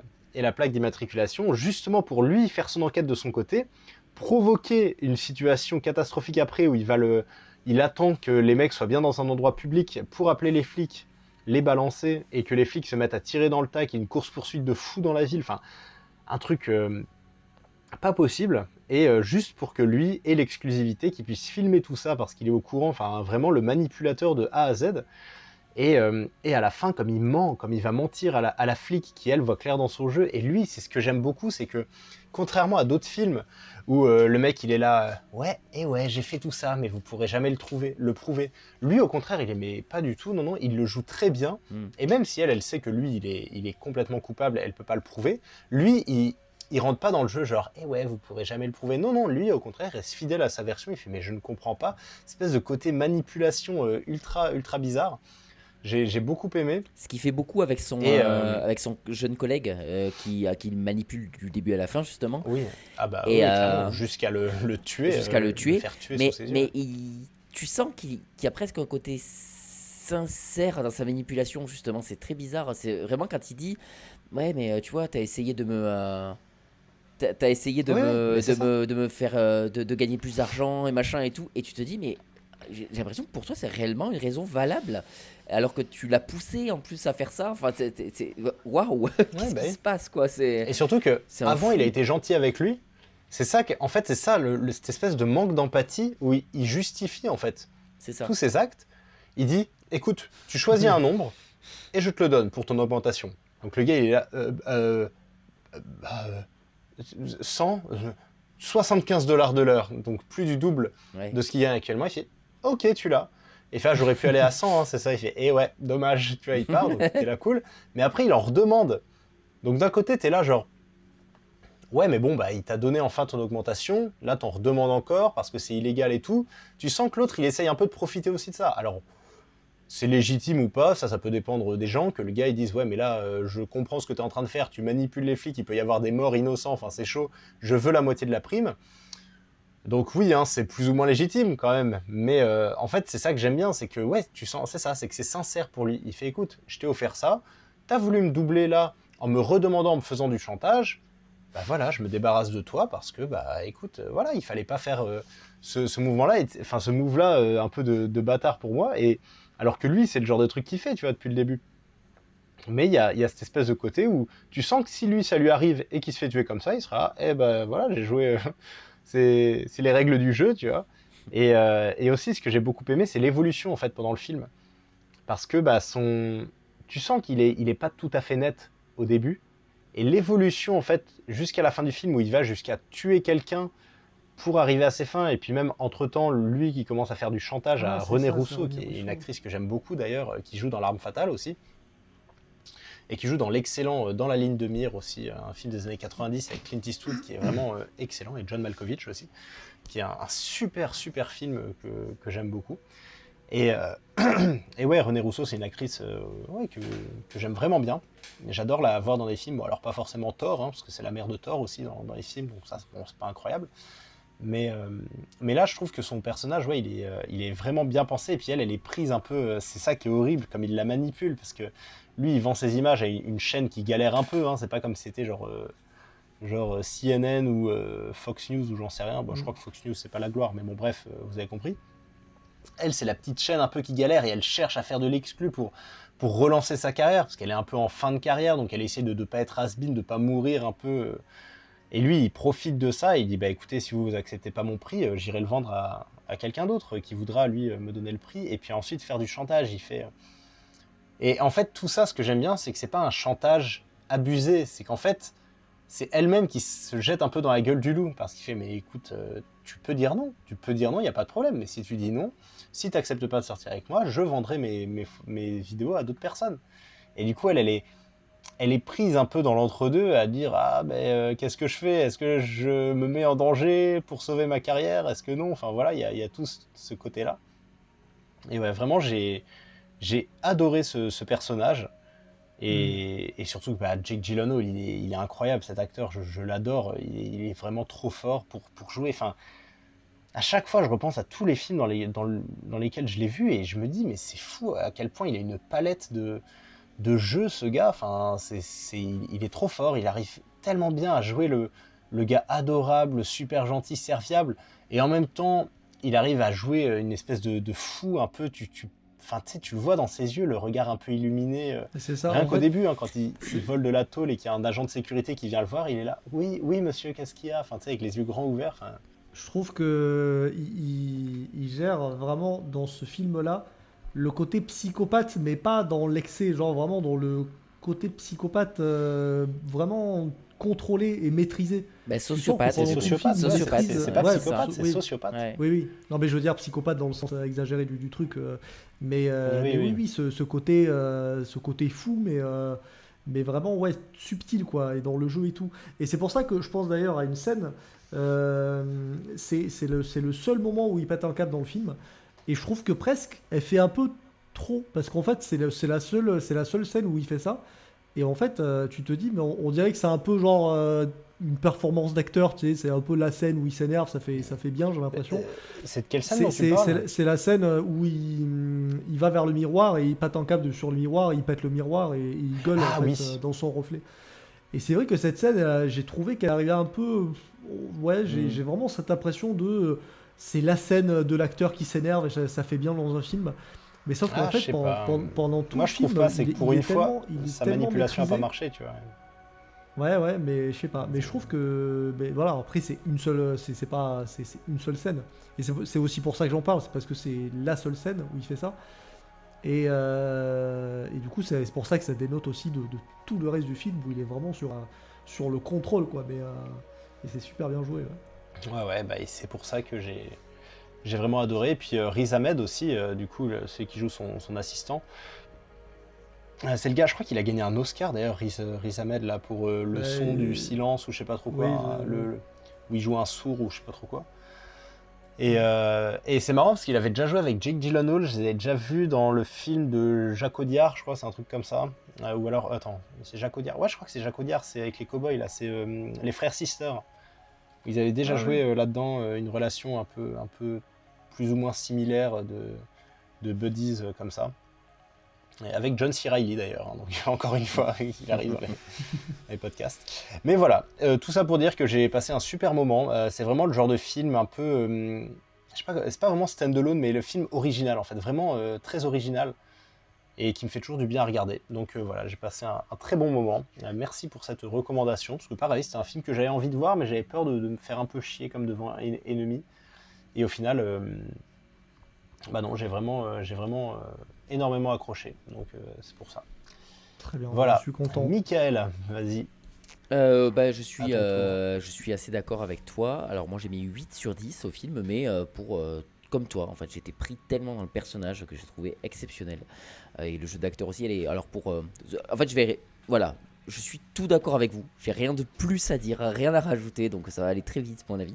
Et je veux juste, il y a un moment où on voit aussi bien sa sociopathie et son côté, comme vous disiez, comme vous disiez, qui est ultra maîtrisé dans son jeu et tout. C'est aussi le moment où lui, il accélère de ouf pour essayer d'avoir son exclu, donc il va super vite. Et t'as donc son collègue là qui est à fond, qui a super peur. Il dit mais tu devrais ralentir. Et jamais lui.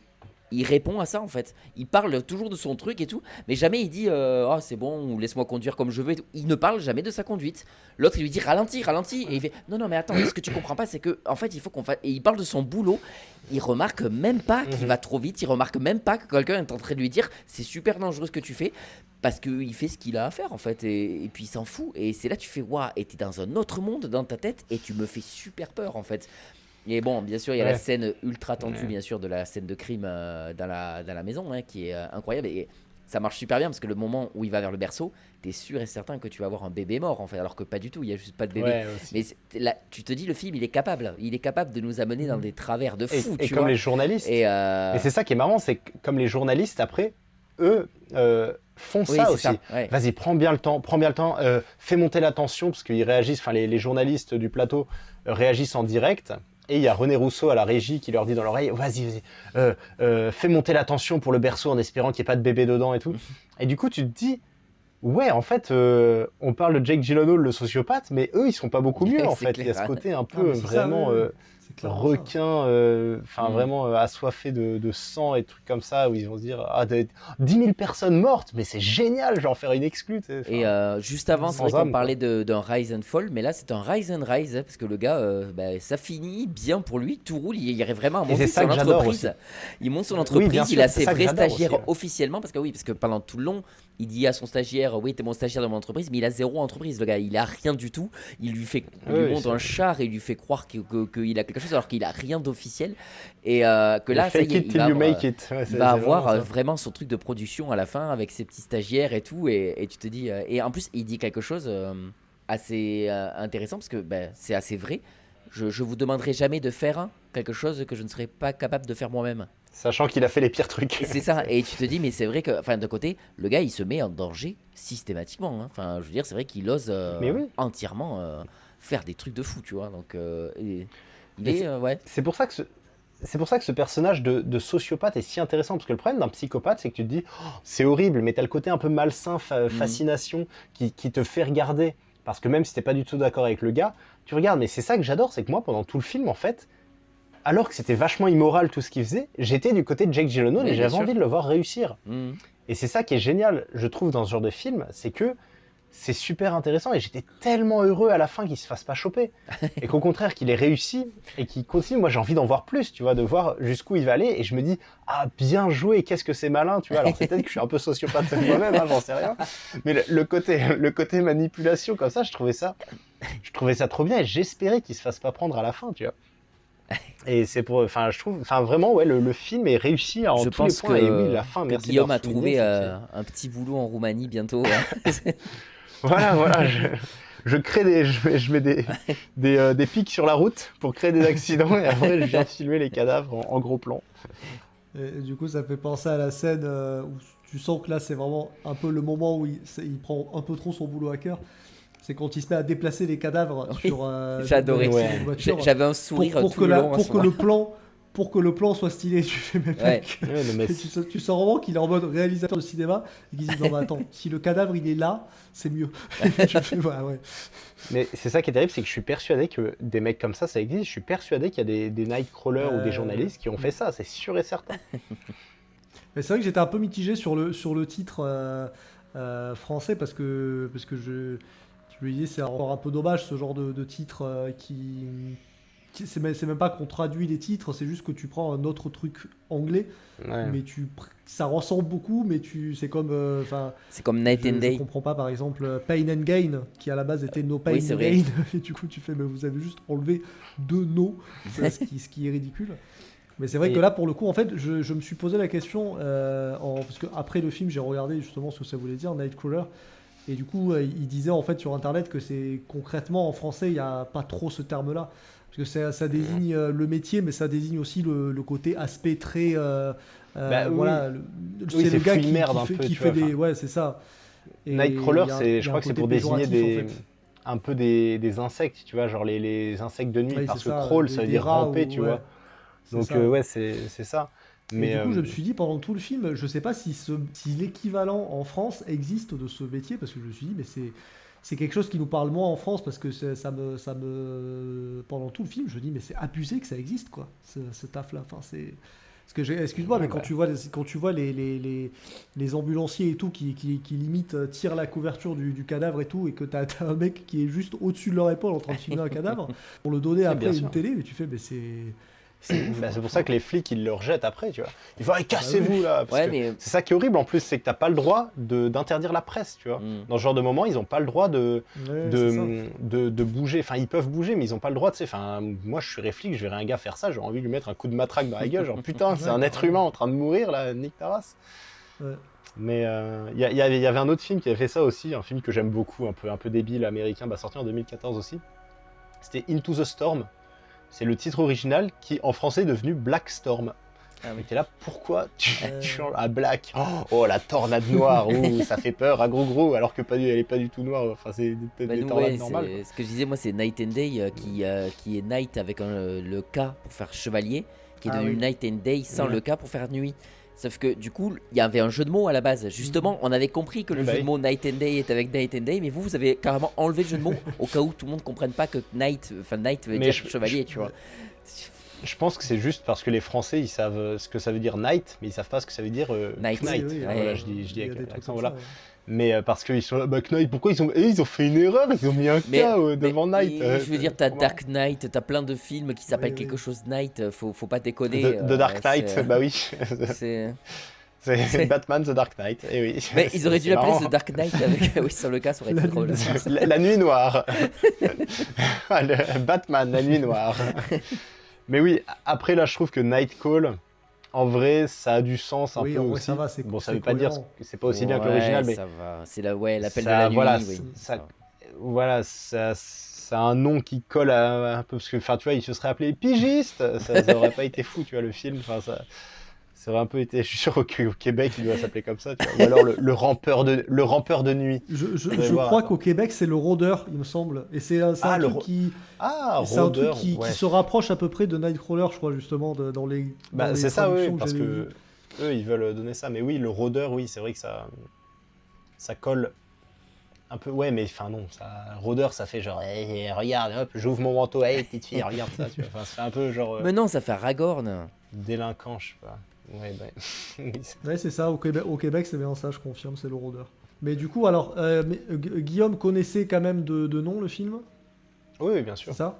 Et Oui, ça faisait toi, un Luc, moment que tu je voulais le voir, connaissais ou... Oui, je connaissais, mais de l'affiche. Parce que Ah, ok. l'affiche avec les lunettes de soleil, Ouais. avec la ville L'affiche qui est est éclairée stylée, dedans ouais. et tout, est stylé. Ah oui, et un truc que Ouais. j'ai oublié de dire et que je voulais Et à tout la vous fin, dire, ouais, il y a ça. c'est Ouais. que j'ai souvent dit que j'aimais bien les films qui se passaient en ville parce que j'adore les lumières. Et alors, moi, les films de ville de nuit, mais alors pour faire que des belles images, c'est magnifique en fait. T'as que des Ouais, jeux c'est de vrai. lumière, de trucs et tout. Moi, j'ai trouvé ça trop beau. J'ai adoré l'esthétique de. C'est comme des films comme Mulholland Drive ou quoi que ce soit quand ça se passe de ville la nuit, de nuit en ville. Ça me plaît beaucoup parce que c'est vraiment toujours un bon prétexte pour faire de belles lumières. Voilà. Donc j'étais Ouais. j'étais Bah, ravi pour ça aussi. j'ai vu que d'ailleurs, il y a des mecs, je crois des producteurs de cinéma ou un truc comme ça, qui se sont plaints parce qu'à Los Angeles, ils ont remplacé toutes les lumières jaunes de la ville par des lumières néon blanches. Et j'ai vu qu'il y avait pas mal de gens qui se plaignaient de ça, justement, parce que ça a créé une ambiance beaucoup plus froide et moins chaude. Ok. Et notamment, je crois, hein, j'ai peut-être une dinguerie, mais je crois que ouais, j'avais vu genre des producteurs ou des boîtes de production qui étaient ah putain, c'est trop dommage parce que bah, ça va rendre l'éclairage beaucoup moins intéressant pour certains films. Et tout. Alors pour finir juste sur le réal parce que il a bah, c'est son pardon mais c'est son premier film en tant que réalisateur, sachant qu'avant il était Ah bah putain. scénariste, et donc il a fait que 3 films, et le dernier donc c'est un film que j'ai vu aussi que j'ai vu sur Netflix, c'est Velvet Buzzsaw, et c'est aussi avec Jake Gyllenhaal, voilà, qui parle Ok. d'un artiste aussi très torturé et tout, qui est j'en ai pas un grand souvenir, mais je crois que c'était pas mal. Voilà. Eh ben, Ok. très bon premier film. Enfin, c'est pas à toi, j'allais te faire le lancement Ouais. sur le. Ben, on va parler maintenant Oui, du oui, non, troisième c'est- film, donc. On Voilà, t'écoute. qui est donc Mutafukaz. Alors je sais pas si on dit Mutafukaz ou Mutafukaz, mais on va dire Mutafukaz. Mutafukaz parce que c'est un film français. Un film d'animation français que j'avais en tête aussi. Alors je l'ai en DVD. C'est aussi une des raisons pour laquelle je me suis dit pourquoi pas le proposer. Mais en plus de ça, c'est un film que j'avais beaucoup aimé, que j'ai vu. Je crois que la première fois que je l'ai vu, c'était pour le confinement. Et donc c'est un film d'animation donc que j'avais déjà en tête pour d'autres thèmes éventuels, et je me disais peut-être proposer un thème animation française, mais bon, voilà, c'est jamais sorti, donc je me suis dit c'est l'occasion. Et un film d'animation français qui est tiré d'une bande dessinée, voilà, qui est en plusieurs tomes, et qui a carrément tout un univers. Il a plusieurs BD, enfin il y a un gros pavé de tous les épisodes de Mutafukaz qui est maintenant réuni dans une intégrale qui est bien épaisse. Et après, il y a différentes BD aussi dans le même univers avec différents personnages et tout. Donc tout ça m'intéresse beaucoup. Tu les as déjà lus? Ah oui, alors ok, voilà. Parce que bah, c'est très cool, Mutafukaz. Je pense que pareil, on est sur un gros set, je pense. Un truc comme ça. Et parce que ça change, parce que je trouve que vraiment, il y a... Je crois que c'est surtout l'univers moi, qui me parle énormément, là, de revoir. C'est ce genre d'univers qui vraiment on t'explique pas grand-chose, mais juste tu rentres dedans ou pas, tu vois, mais juste t'as des monstres qui se baladent dans un monde qui est visiblement le nôtre, tu vois, donc t'as des êtres humains et tout. Mais à côté de ça, t'as une fouine qui parle, une espèce de chauve-souris, et du coup, personne, à aucun moment, se demande pourquoi elle, c'est une chauve-souris, pourquoi son pote, c'est un mec qui a un crâne en feu. Et genre, c'est normal, et du coup, il y a plein de trucs comme ça dans le film. Pareil, il y a tout l'espèce de mythologie qu'ils prennent en prenant comme exemple les catcheurs qui étaient en fait avant des gardiens de la Terre et tout. Et je trouve que c'est des trucs... alors, c'est beaucoup plus développé apparemment, mais ça, je m'en doutais forcément dans la BD. Et c'est beaucoup plus étalé, toutes les petites histoires qui commencent à développer dans le film et tout. Mais ouais, moi, c'est un univers qui me plaît, qui me parle beaucoup, qui me plaît. J'aime bien ce genre de truc où on t'explique pas tout, parce que c'est quelque chose qu'on fait beaucoup. Maintenant, en plus, j'ai l'impression qu'on se sent obligé d'expliquer tout et le moindre truc et tout. Et pourquoi c'est comme ça, pourquoi il y a une chauve-souris, pourquoi il y a un mec, c'est un squelette. C'est que maintenant, désolé encore une fois, je te coupe, mais j'ai vu que Netflix, par exemple, ou les films qui se font récemment, ils expliquent plusieurs fois maintenant dans le film des trucs qui ont déjà été dit avant, tant le temps d'attention des gens a baissé. Et du coup, maintenant, ils disent que dans les films, il faut expliquer plusieurs fois, faire reprendre l'exposition à certains moments du film pour réexpliquer des trucs pour que les gens soient pas perdus. Enfin, je trouve ça complètement fou. Ouais, mais ça me fume. Et d'ailleurs, je me suis fait cette réflexion justement aujourd'hui en regardant l'épisode de My Hero Academia où pareil, les Japonais avec les animés sont pas mal pour répéter aussi 10 fois les mêmes trucs alors que tu as vu la série depuis le début. Ça, c'est depuis toujours. Tu sais tout ce qui se passe parce que oui. Et du coup, des fois, tu as des persos aléatoirement qui te disent et qui te racontent toute l'histoire et qui fait non, en fait, il s'est passé ça parce que lui c'était le méchant, lui c'était le gentil et en fait il a fait ça parce qu'il était comme ça. Tu fais mais oui, mais je l'ai vu en fait. Ne me dis pas tout ça, je le sais en fait. C'est très bizarre. En fait, je vais tuer Voldemort parce qu'il a tué mes parents. Est-ce qu'il n'y a pas un truc du fait que ce soit des épisodes souvent, enfin des dessins animés qui ont énormément d'épisodes et donc du coup c'est au cas où tu arrives en plein milieu, que tu as jamais suivi la série, que tu n'as pas envie de te taper les 50 avant, tu tombes en plein milieu, tu peux vaguement comprendre ce qui se passe quoi. Après ouais, il y a ça, il y a le côté, après ça c'est un code, comme dit Guillaume, ça c'est vrai que même à l'époque de Dragon Ball Z et tout, il y a beaucoup de, même il y a ce truc, bon là on digresse. On digresse un peu, mais t'as des fois des scènes qui sont reprises, genre, ou alors un épisode se finit sur une scène, et le début de l'épisode, c'est la même scène pratiquement à quelques plans près, tu vois, qui change un peu. Mais du coup, même des fois dans l'épisode, au milieu de l'épisode, des fois tu vas avoir des scènes qui sont un peu doublées comme ça. Mais bon, ça j'ai plus l'impression que ça fait partie des codes du truc, quoi. Mais bref, là on a un film bien. Alors pareil, là pour le coup c'est court, ça fait 1h30 et c'est très bien, je crois que c'est ça. Et du coup voilà, c'est ce genre de film qui a pas besoin d'être plus long. C'est un petit, comme j'aime bien dire, un petit bonbon. Je sais pas, moi je rentre beaucoup dans le délire, ça me plaît beaucoup. Et puis ouais, l'histoire est simple, enfin t'as plein de choses, mais de l'autre côté c'est pas compliqué. À aucun moment je me dis je comprends pas ou quoi. Et donc voilà, c'est cool, c'est fun je trouve. C'est doublé par, la petite anecdote, mais c'est doublé donc par Orelsan et Gringe. Et Redouane Arjan aussi, qui fait du coup la petite chauve-souris là. Donc voilà, clairement le casting de Commencer loin, à peu près. Et aussi le méchant est doublé par Féodor Atkin, c'est ça le monsieur qui double notamment Jafar. V pour Vendetta. V pour Vendetta. Et dans Breaking Bad aussi, Michael, c'est ça? C'est lui qui est... Oui, c'est le vrai. chauve là. Mike. Voilà. Mike. C'est ça. Donc voilà, pareil comme les deux autres films, je vous laisse en parler et réagir à ce que vous dites. Je crois que c'est celui-là pour lequel je suis le plus curieux de savoir. Du coup. Tu vas pas être déçu mon cochon. J'hésite entre un 4 et un 4,5. Ah merde. Alors, pour de vrai, j'aime bien l'univers. Je vais commencer par ce que j'ai aimé. J'aime bien l'univers et l'animation est plutôt pas mal. Voilà. C'est tout. Ça m'a donné envie de lire la BD parce que j'aime bien l'univers et que je trouve ça assez esthétique. Mais je ne suis pas du tout rentré dans le délire. Déjà, je n'y arrive pas avec le doublage.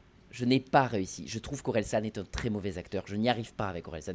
J'adore en tant que chanteur, c'est un très bon chanteur. En tant qu'acteur, je l'ai toujours trouvé mauvais. Je l'aime pas dans Comment c'est loin, je l'aime dans rien en fait. Même quand il joue lui-même, je n'y arrive pas. Et c'est pour ça que j'ai toujours dit, à chaque fois que je voyais des extraits, j'ai jamais regardé, hein, mais à chaque fois que je voyais des extraits de One Punch Man, je me disais, mais je n'y arrive pas à rentrer dans son truc. On me dit, oui, mais il est nonchalant comme le personnage japonais. Mais peut-être que le japonais est nul aussi. Mais je n'aime pas Orelsan en tant que comédien de doublage et en tant que comédien tout court. Et donc, du coup, vraiment, je l'ai trouvé insupportable du début à la fin. Du coup, il y a plein de moments où je disais, allez, c'est bon, Michael, rentre dans le film, oublie le doublage. Je n'y arrivais pas. Enfin, le doublage, c'est même pas vraiment un doublage parce que c'est la version originale. Mais vraiment, je me disais, oublie ce que tu entends. Et je n'y arrivais pas. Ça me saoulait, en fait. Je me disais, mais c'est. Et tu penses pareil pour Gringe ou pas? Un peu moins. Je trouve qu'il joue un petit peu mieux et puis il a ce côté en vrai, je trouve qu'il un joue peu pas mal, vénère. Gringe, Ouais, Gringe, il est assez vénère et du coup, je trouve que ça Ouais. passait un peu mieux. Mais pareil, j'étais pas à fond dedans parce que j'y arrive. En fait, je vois trop Orelsan et Gringe. Pas une seule seconde, je voyais les deux personnages en fait. Je voyais Orelsan et Gringe du début à la fin et ça me saoulait en fait. Je disais, je n'y arrive pas à vous voir vous. en tant que C'est un personnage. peu le problème avec ce qu'on appelle le star talent. Oui, c'est sûr. C'est le fait de prendre des stars qui sont tellement ancrés dans d'autres cultures et tout que du coup dès que tu reconnais leur voix tu sais que c'est eux et du coup ça Ouais, peut c'est te- ça. peut Et je trouve qu'ils n'ont pas être réussi bizarre, à se dissocier de leur personnage, ce qui fait que voilà. En plus, là, on a vraiment pris deux mecs qui bossent réellement ensemble et tout, donc c'est vraiment assez compliqué. Ouais. Voilà. Et à côté de ça, l'histoire et tout, ouais, c'est sympa, franchement. Ça m'a donné, comme je disais, envie de lire la BD. Je pense que je m'éclaterai un petit peu plus. Mais il y a plein de choses avec lesquelles je trouve ça pas des masses cohérents. Par exemple, le fait que tu dis, ouais, c'est bien, il y a plein de trucs bizarres et personne ne se pose de questions. Par contre, pour le personnage principal, lui, il y a plein de gens qui disent ouais, qu'il est bizarre, qu'il est pas normal. Tu fais, mais pourquoi lui, il est pas normal? Par contre, une tête de squelette inflammée, ça va. Enfin, ça, je comprends pas le principe en fait. Et il y a plein de moments comme ça où je me dis, mais je suis pas à fond dedans. Et puis j'ai trouvé un peu relou. Et puis je déteste la morale de fin. À la fin, il ne veut pas utiliser son pouvoir. Et moi, j'espérais qu'à un moment, ils disent ok, le but c'est de contrôler mon pouvoir. Même si c'est quelque chose de démoniaque un peu qui est à l'intérieur de moi, mais il faut que je le contrôle pour être celui que je suis, mais pour le bien en fait. Mais c'est une partie de moi. Et pour moi, il y a un truc un peu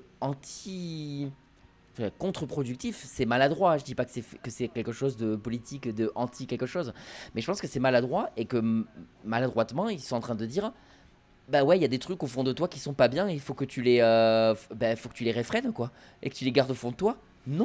Non, ce qui fait partie de toi. moi je l'ai pas vu comme ça. Je l'ai vu justement au début, vu comment le truc est amené, un peu genre c'est ta nature. Genre t'es un peu un monstre, c'est ta nature, donc deviens un monstre parce que c'est ta nature. Et du coup lui il va contre ça en mode non, c'est pas parce que je suis Oui, né, mais il est une partie de ça. comme ça que je dois être Bien sûr, mais il est une partie de ça. Et à ce moment-là, c'est le moment où il devrait s'en servir justement. C'est le moment où, et c'est ce que lui dit son oui, mais pote. Il lui dit vraiment. S'il s'en sert, il perd le contrôle. Ouais, mais bon, justement. C'est pour ça qu'il s'en sert pas. Ouais, je comprends ce que tu veux dire, mais je sais pas. Pour moi, justement, il faut qu'il apprenne à le contrôler. Il devrait y avoir un message plus dans ce genre-là, en fait. Et j'ai pas aimé ce message-là, du coup, de le réfréner, de pas du tout accepter sa condition, etc. Et puis, j'ai trouvé le film très bordélique. Voilà, il y a plein. En fait, c'est tellement riche. Il y a tellement de choses différentes et tout que je me dis. Ouais, en 1h30, vous n'avez pas assez de temps pour raconter quelque chose. Ouais, et je pense que ça aurait mieux valu d'être une série que d'être un film. Ça aurait été beaucoup mieux pour étoffer cet univers que j'ai trouvé trop bordélique pour un film. Voilà. Donc, voilà, j'ai pas passé un bon moment pour de vrai. Je dirais plus 4,5, mais j'ai pas aimé. Mais j'ai pas aimé, surtout à cause de la voix. Ça, vraiment, j'ai vraiment eu du mal à rentrer dedans. Mais encore une fois, c'est marrant parce que du coup, tout ce que tu dis, c'est à peu près ce que j'ai cité avant moi, mais en bien. Et du coup, c'est ce que je disais, c'est tu rentres dans le délire ou tu rentres pas dans le délire, quoi. J'ai un peu l'impression que c'est ça. Le délire, il pourrait passer, mais comme je l'ai dit, en BD. Ça m'a donné vachement envie de lire la BD parce que je pense que j'apprécie. En fait, c'est ce que j'avais lu aussi, c'était que justement pour faire le film, les réals les réals, en fait, je crois que c'est des. Enfin, je crois qu'il y a un japonais, le scénariste de la BD qui. Ouais, voilà, je crois que il y a quand même le gars qui a fait la BD à la base, donc c'est pour ça que c'est assez fidèle. Mais il explique aussi dans des articles que j'ai vus que il a évidemment dû cutter un maximum parce que sinon le film aurait duré 6 heures parce que vraiment la BD est assez épaisse. Donc oui, moi je suis très curieux de voir tous les trucs que j'ai bien aimés dans le film en mode ah tiens c'est sympa comme délire ou comme parce qu'en fait c'est ça, il y a un lore en fait et que moi c'est ce lore là que j'ai envie de voir développer. C'est pour ça que je suis très curieux de le lire quoi. Mais du coup ouais, tout ce que tu dis là je peux comprendre. Voilà, du coup je suis encore plus curieux pour Guillaume. Guillaume.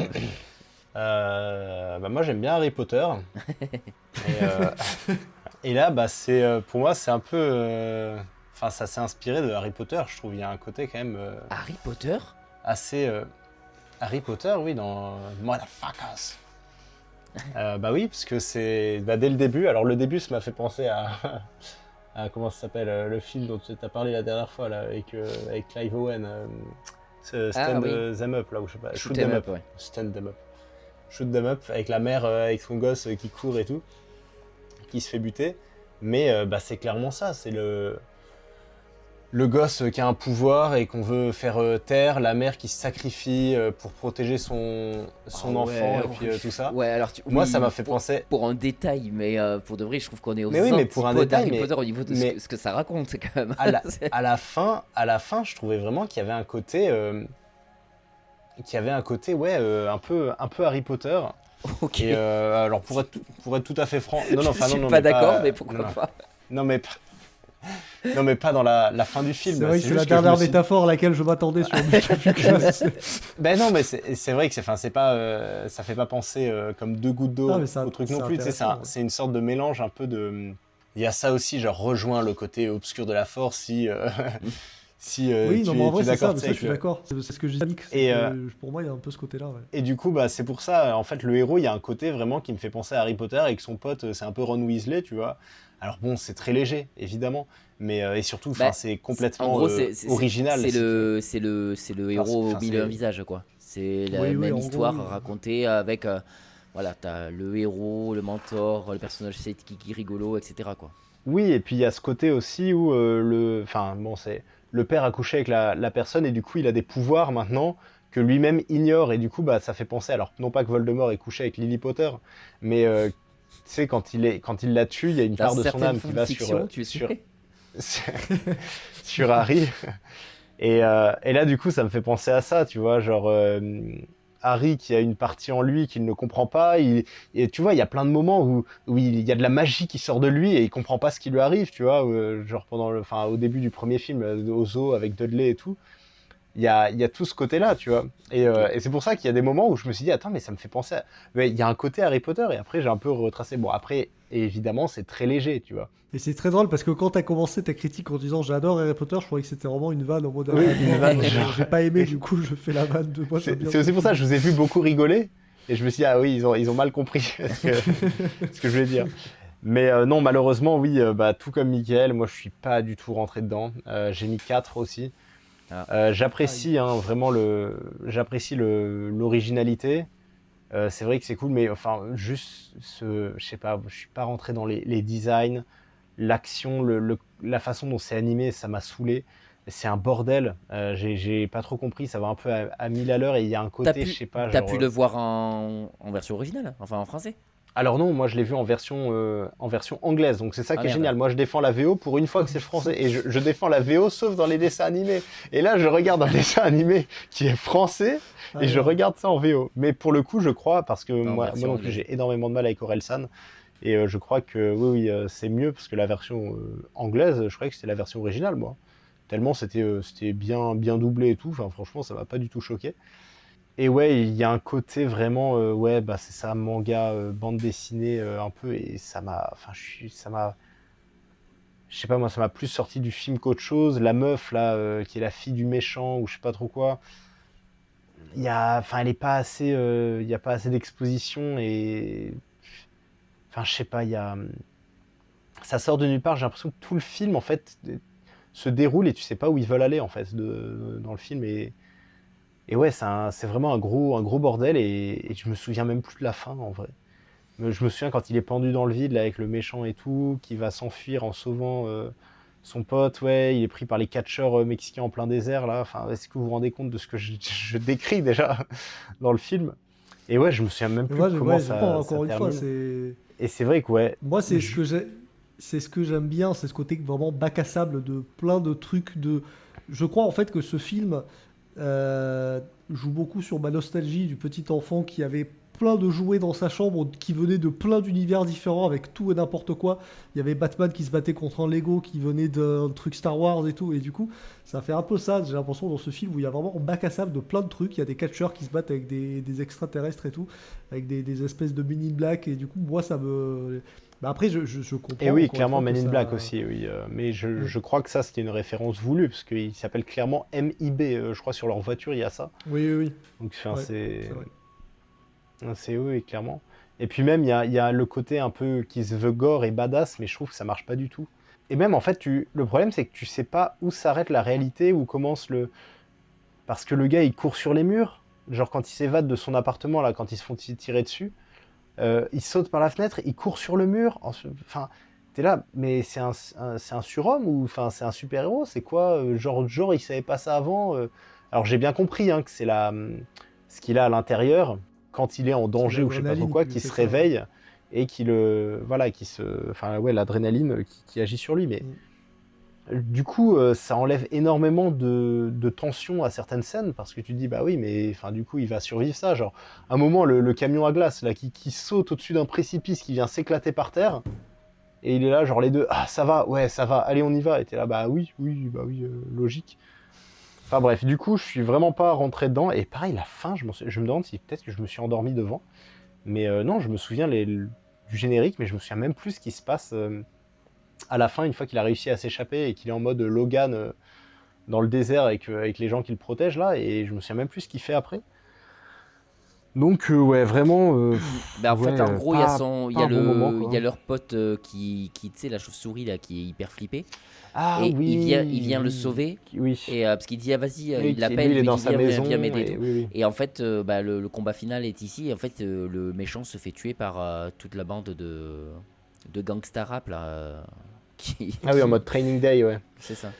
Ok, oui, je vois. Mais oui, bah ouais, ça, même ça, ouais. Oui, pareil, il m'a saoulé, ouais, la chauve-souris avec ce... C'était là, genre, ah, ta gueule, Pareil. je t'en supplie. Mais ouais, voilà, désolé, hein, tu m'as fait plaisir avec Casino et surtout Non, avec non, Nightcall, en mais vrai- là, vraiment, Bah ouais, non, mais en vrai, ça va, je suis content quand même, hein, parce que... En vrai, je sais que Mick, j'arrive à lui décrocher des fois, enfin, on se conseille des films comme ça, où on arrive à se donner des notes bonnes mutuellement, tous les deux. Je sais que toi, des fois, c'est un peu plus compliqué, donc là, déjà, je t'ai proposé un film où t'as mis 9, déjà, je suis refait. Donc, mais après, c'est ce que je disais aussi, hein, c'est que vraiment, Mutafukas, c'était celui où j'étais le plus en mode... ouais, bah... Ah, je sais pas vraiment. Après, c'est vrai que c'est celui qui dénote le plus parce que c'est vrai que les deux autres films sont des bons films, mais ça, il y a ce côté film plus normal, si je puis dire, évidemment, mais enfin, entre guillemets, bien sûr. Mais là, c'est vrai que c'est vraiment un truc, c'est un peu un ovni. Puis ouais, donc, de toute façon, ouais, c'est vrai que les dessins animés et puis surtout tout ce qui est un peu genre manga, bande dessinée et tout, c'est pas ma cam. Moi, mes bandes dessinées, ça s'est arrêté au Schtroumpf et à l'agent 212, tu vois, donc vraiment c'est chose. Mais c'est marrant parce qu'avec Mickaël, là, on a des notes qui sont assez semblables depuis quelques C'est fou. épisodes de 3 films. ouais, franchement, ouais. Donc peut-être que je me détache de toi, Benjamin, pour me rapprocher de Mickaël, je ne sais pas. Génial. Oui, enfin, t'enflamme pas non plus. Hein. En 2026, tu vas revoir The Limit, puis c'est génial en fait. C'est pourquoi j'ai pas vu ça la première J'ai fois. été contaminé par une ardoinite aiguë. Ok, bon. Non, mais je suis quand même content de. Voilà, ma sélection. Et Et oui, du après, coup, c'est je suis amical, content. là, en plus de Pour de proposer vrai, le thème. oui, c'est ça. Je suis content aussi d'avoir vu Mutafukas parce que c'était un truc que je lorgnais et bah, je suis content de l'avoir vu aussi et au moins pour me donner envie de lire la BD. Et je souligne aussi, parce que j'avais la fiche Wikipédia sous les yeux, et la musique qui La est musique, de oui. Toxic Avenger. Oui, magnifique. qui est bien. Et j'ai Voilà. écouté l'album juste en suivant. Voilà, elle est incroyable la ok. musique. Ouais. Ouais, Et j'ai c'est vrai oublié que de le souligner. Toxic Avenger, je connaissais de nom, ouais. Et en fait, bah, je le connais surtout parce qu'Orelsan qui s'appelle Bouge ton corps n'importe comment, et j'aime beaucoup cette chanson. Et vraiment, c'est de l'électro, mais avec Orelsan qui rappe dessus, et je trouve ça très bien. Et du coup, ouais, je me suis dit, il faut vraiment que j'écoute plus Toxic Avenger parce qu'il y a moyen que j'aime beaucoup. Et donc voilà, pour le côté technique du film, voilà, la musique et le visuel, parce que visuellement, moi aussi, il y a des trucs que j'ai bien aimés, même au niveau de la réal et tout. Donc, Ouais, voilà. c'est pour ça que j'ai pas non plus mis 0 parce que je trouve qu'il y a Ouais, c'est vraiment ça. un côté original au truc, tu vois. Ouais. Donc c'est ça, faut le reconnaître, et c'est vrai que ça m'a plu à certains moments, et puis même le fait que voilà, il y a certains personnages qui soient, enfin, il y a des humains, il y a des gens pas normaux, enfin, et pareil, ça m'a fait penser à Invasion Los Angeles, évidemment aussi, où lui il voit des aliens, Oui, que les autres voient oui, pas, et ah puis, oui, énormément, beaucoup, ouais. ouais. Oui, c'est vrai. Évidemment. Et- Quand tu et, vois les ombres et que oui, tu c'est vois ça. les ombres tentaculaires C'est et ça, que ouais. les autres et le puis voient les pas, autres qui sont là, ah, on l'a Carrément. repéré, c'est lui, enfin, tu sais, il y a vraiment ça. Mais en tout cas, oui, voilà, enfin, il y a des petites qualités, c'est sûr, qui sont indéniables, et puis l'originalité, juste pour l'originalité, je lui mets quelques points, mais c'est vrai que sinon, je suis pas du tout rentré dedans, quoi.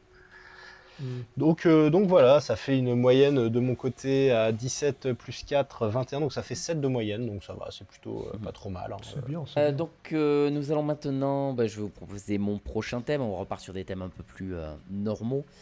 J'avoue que j'ai pas mal hésité entre 2 films pour ce thème, mais finalement je suis resté sur le premier que je voulais faire, la raison pour laquelle je propose ce thème. Et mon thème sera à contre-emploi. 3 films à contre-emploi, donc un peu le genre le Ciao Pantin, mais pas forcément dans le sens du Ciao Pantin. C'est-à-dire que c'est pas forcément un acteur de comédie qui va faire un drame. Ça peut être exactement le contraire. Quelqu'un qui a toujours fait des drames et qui va faire une comédie. Voilà, il faut que ce soit un rôle ou alors une réalisation à contre-emploi. Ça peut être aussi voilà, le réalisateur c'est ça, ouais. qui peut être. C'est ça, c'était Ok, ça je ma vais prendre The question. Truman Ouais. Show, du coup. C'est vraiment voilà quelqu'un qui, en gros, c'est vraiment un peu son ovni dans sa carrière. C'est ce film-là. Ok, je vous ok. souhaite à tous une très bonne journée, une très bonne soirée et je vous dis à bientôt. Bye. Yes, À bisous bientôt. Mickaël, bisous Benjamin, au revoir Bisous. tout La le monde. bisette. Ciao. Ciao. Hop. Et on n'oublie pas les cinéphiles, si ce podcast vous a plu, vous pouvez en parler autour de vous et le partager. Et pour nous soutenir, vous pouvez laisser 5 étoiles, un avis et vous abonner. Allez, la bisette.